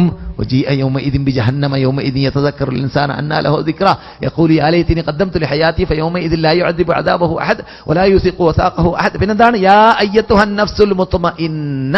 മുത്മഇന്നായ ഹൃദയ സമാധാനത്തോടുകൂടി മരിക്കുന്ന മനുഷ്യൻ, ആ മരിക്കുന്ന മനുഷ്യനോട് പറയപ്പെടും. കാരണം വഞ്ചിച്ചിട്ടില്ല, കട്ടിട്ടില്ല, തട്ടിപ്പ് നടത്തിയിട്ടില്ല, വെട്ടിപ്പ് നടത്തിയിട്ടില്ല, ഹറാമ് തീണ്ടിയിട്ടില്ല, പള്ളയിൽ തോന്നിവാസം, അനാചാരം, അക്രമം, ഏഷണി, പരദൂഷണം, ഭീഷണി ഒന്നും നടത്തിയിട്ടില്ല. അതുകൊണ്ട് തന്നെ ശാന്തിയോടെ, സമാധാനത്തോടെ, ആഹ്ലാദത്തോടെ, സന്തോഷത്തോടെ, ചിരിച്ചുകൊണ്ട് മരിക്കാനുള്ള ചാൻസ് ലഭിക്കുന്നു.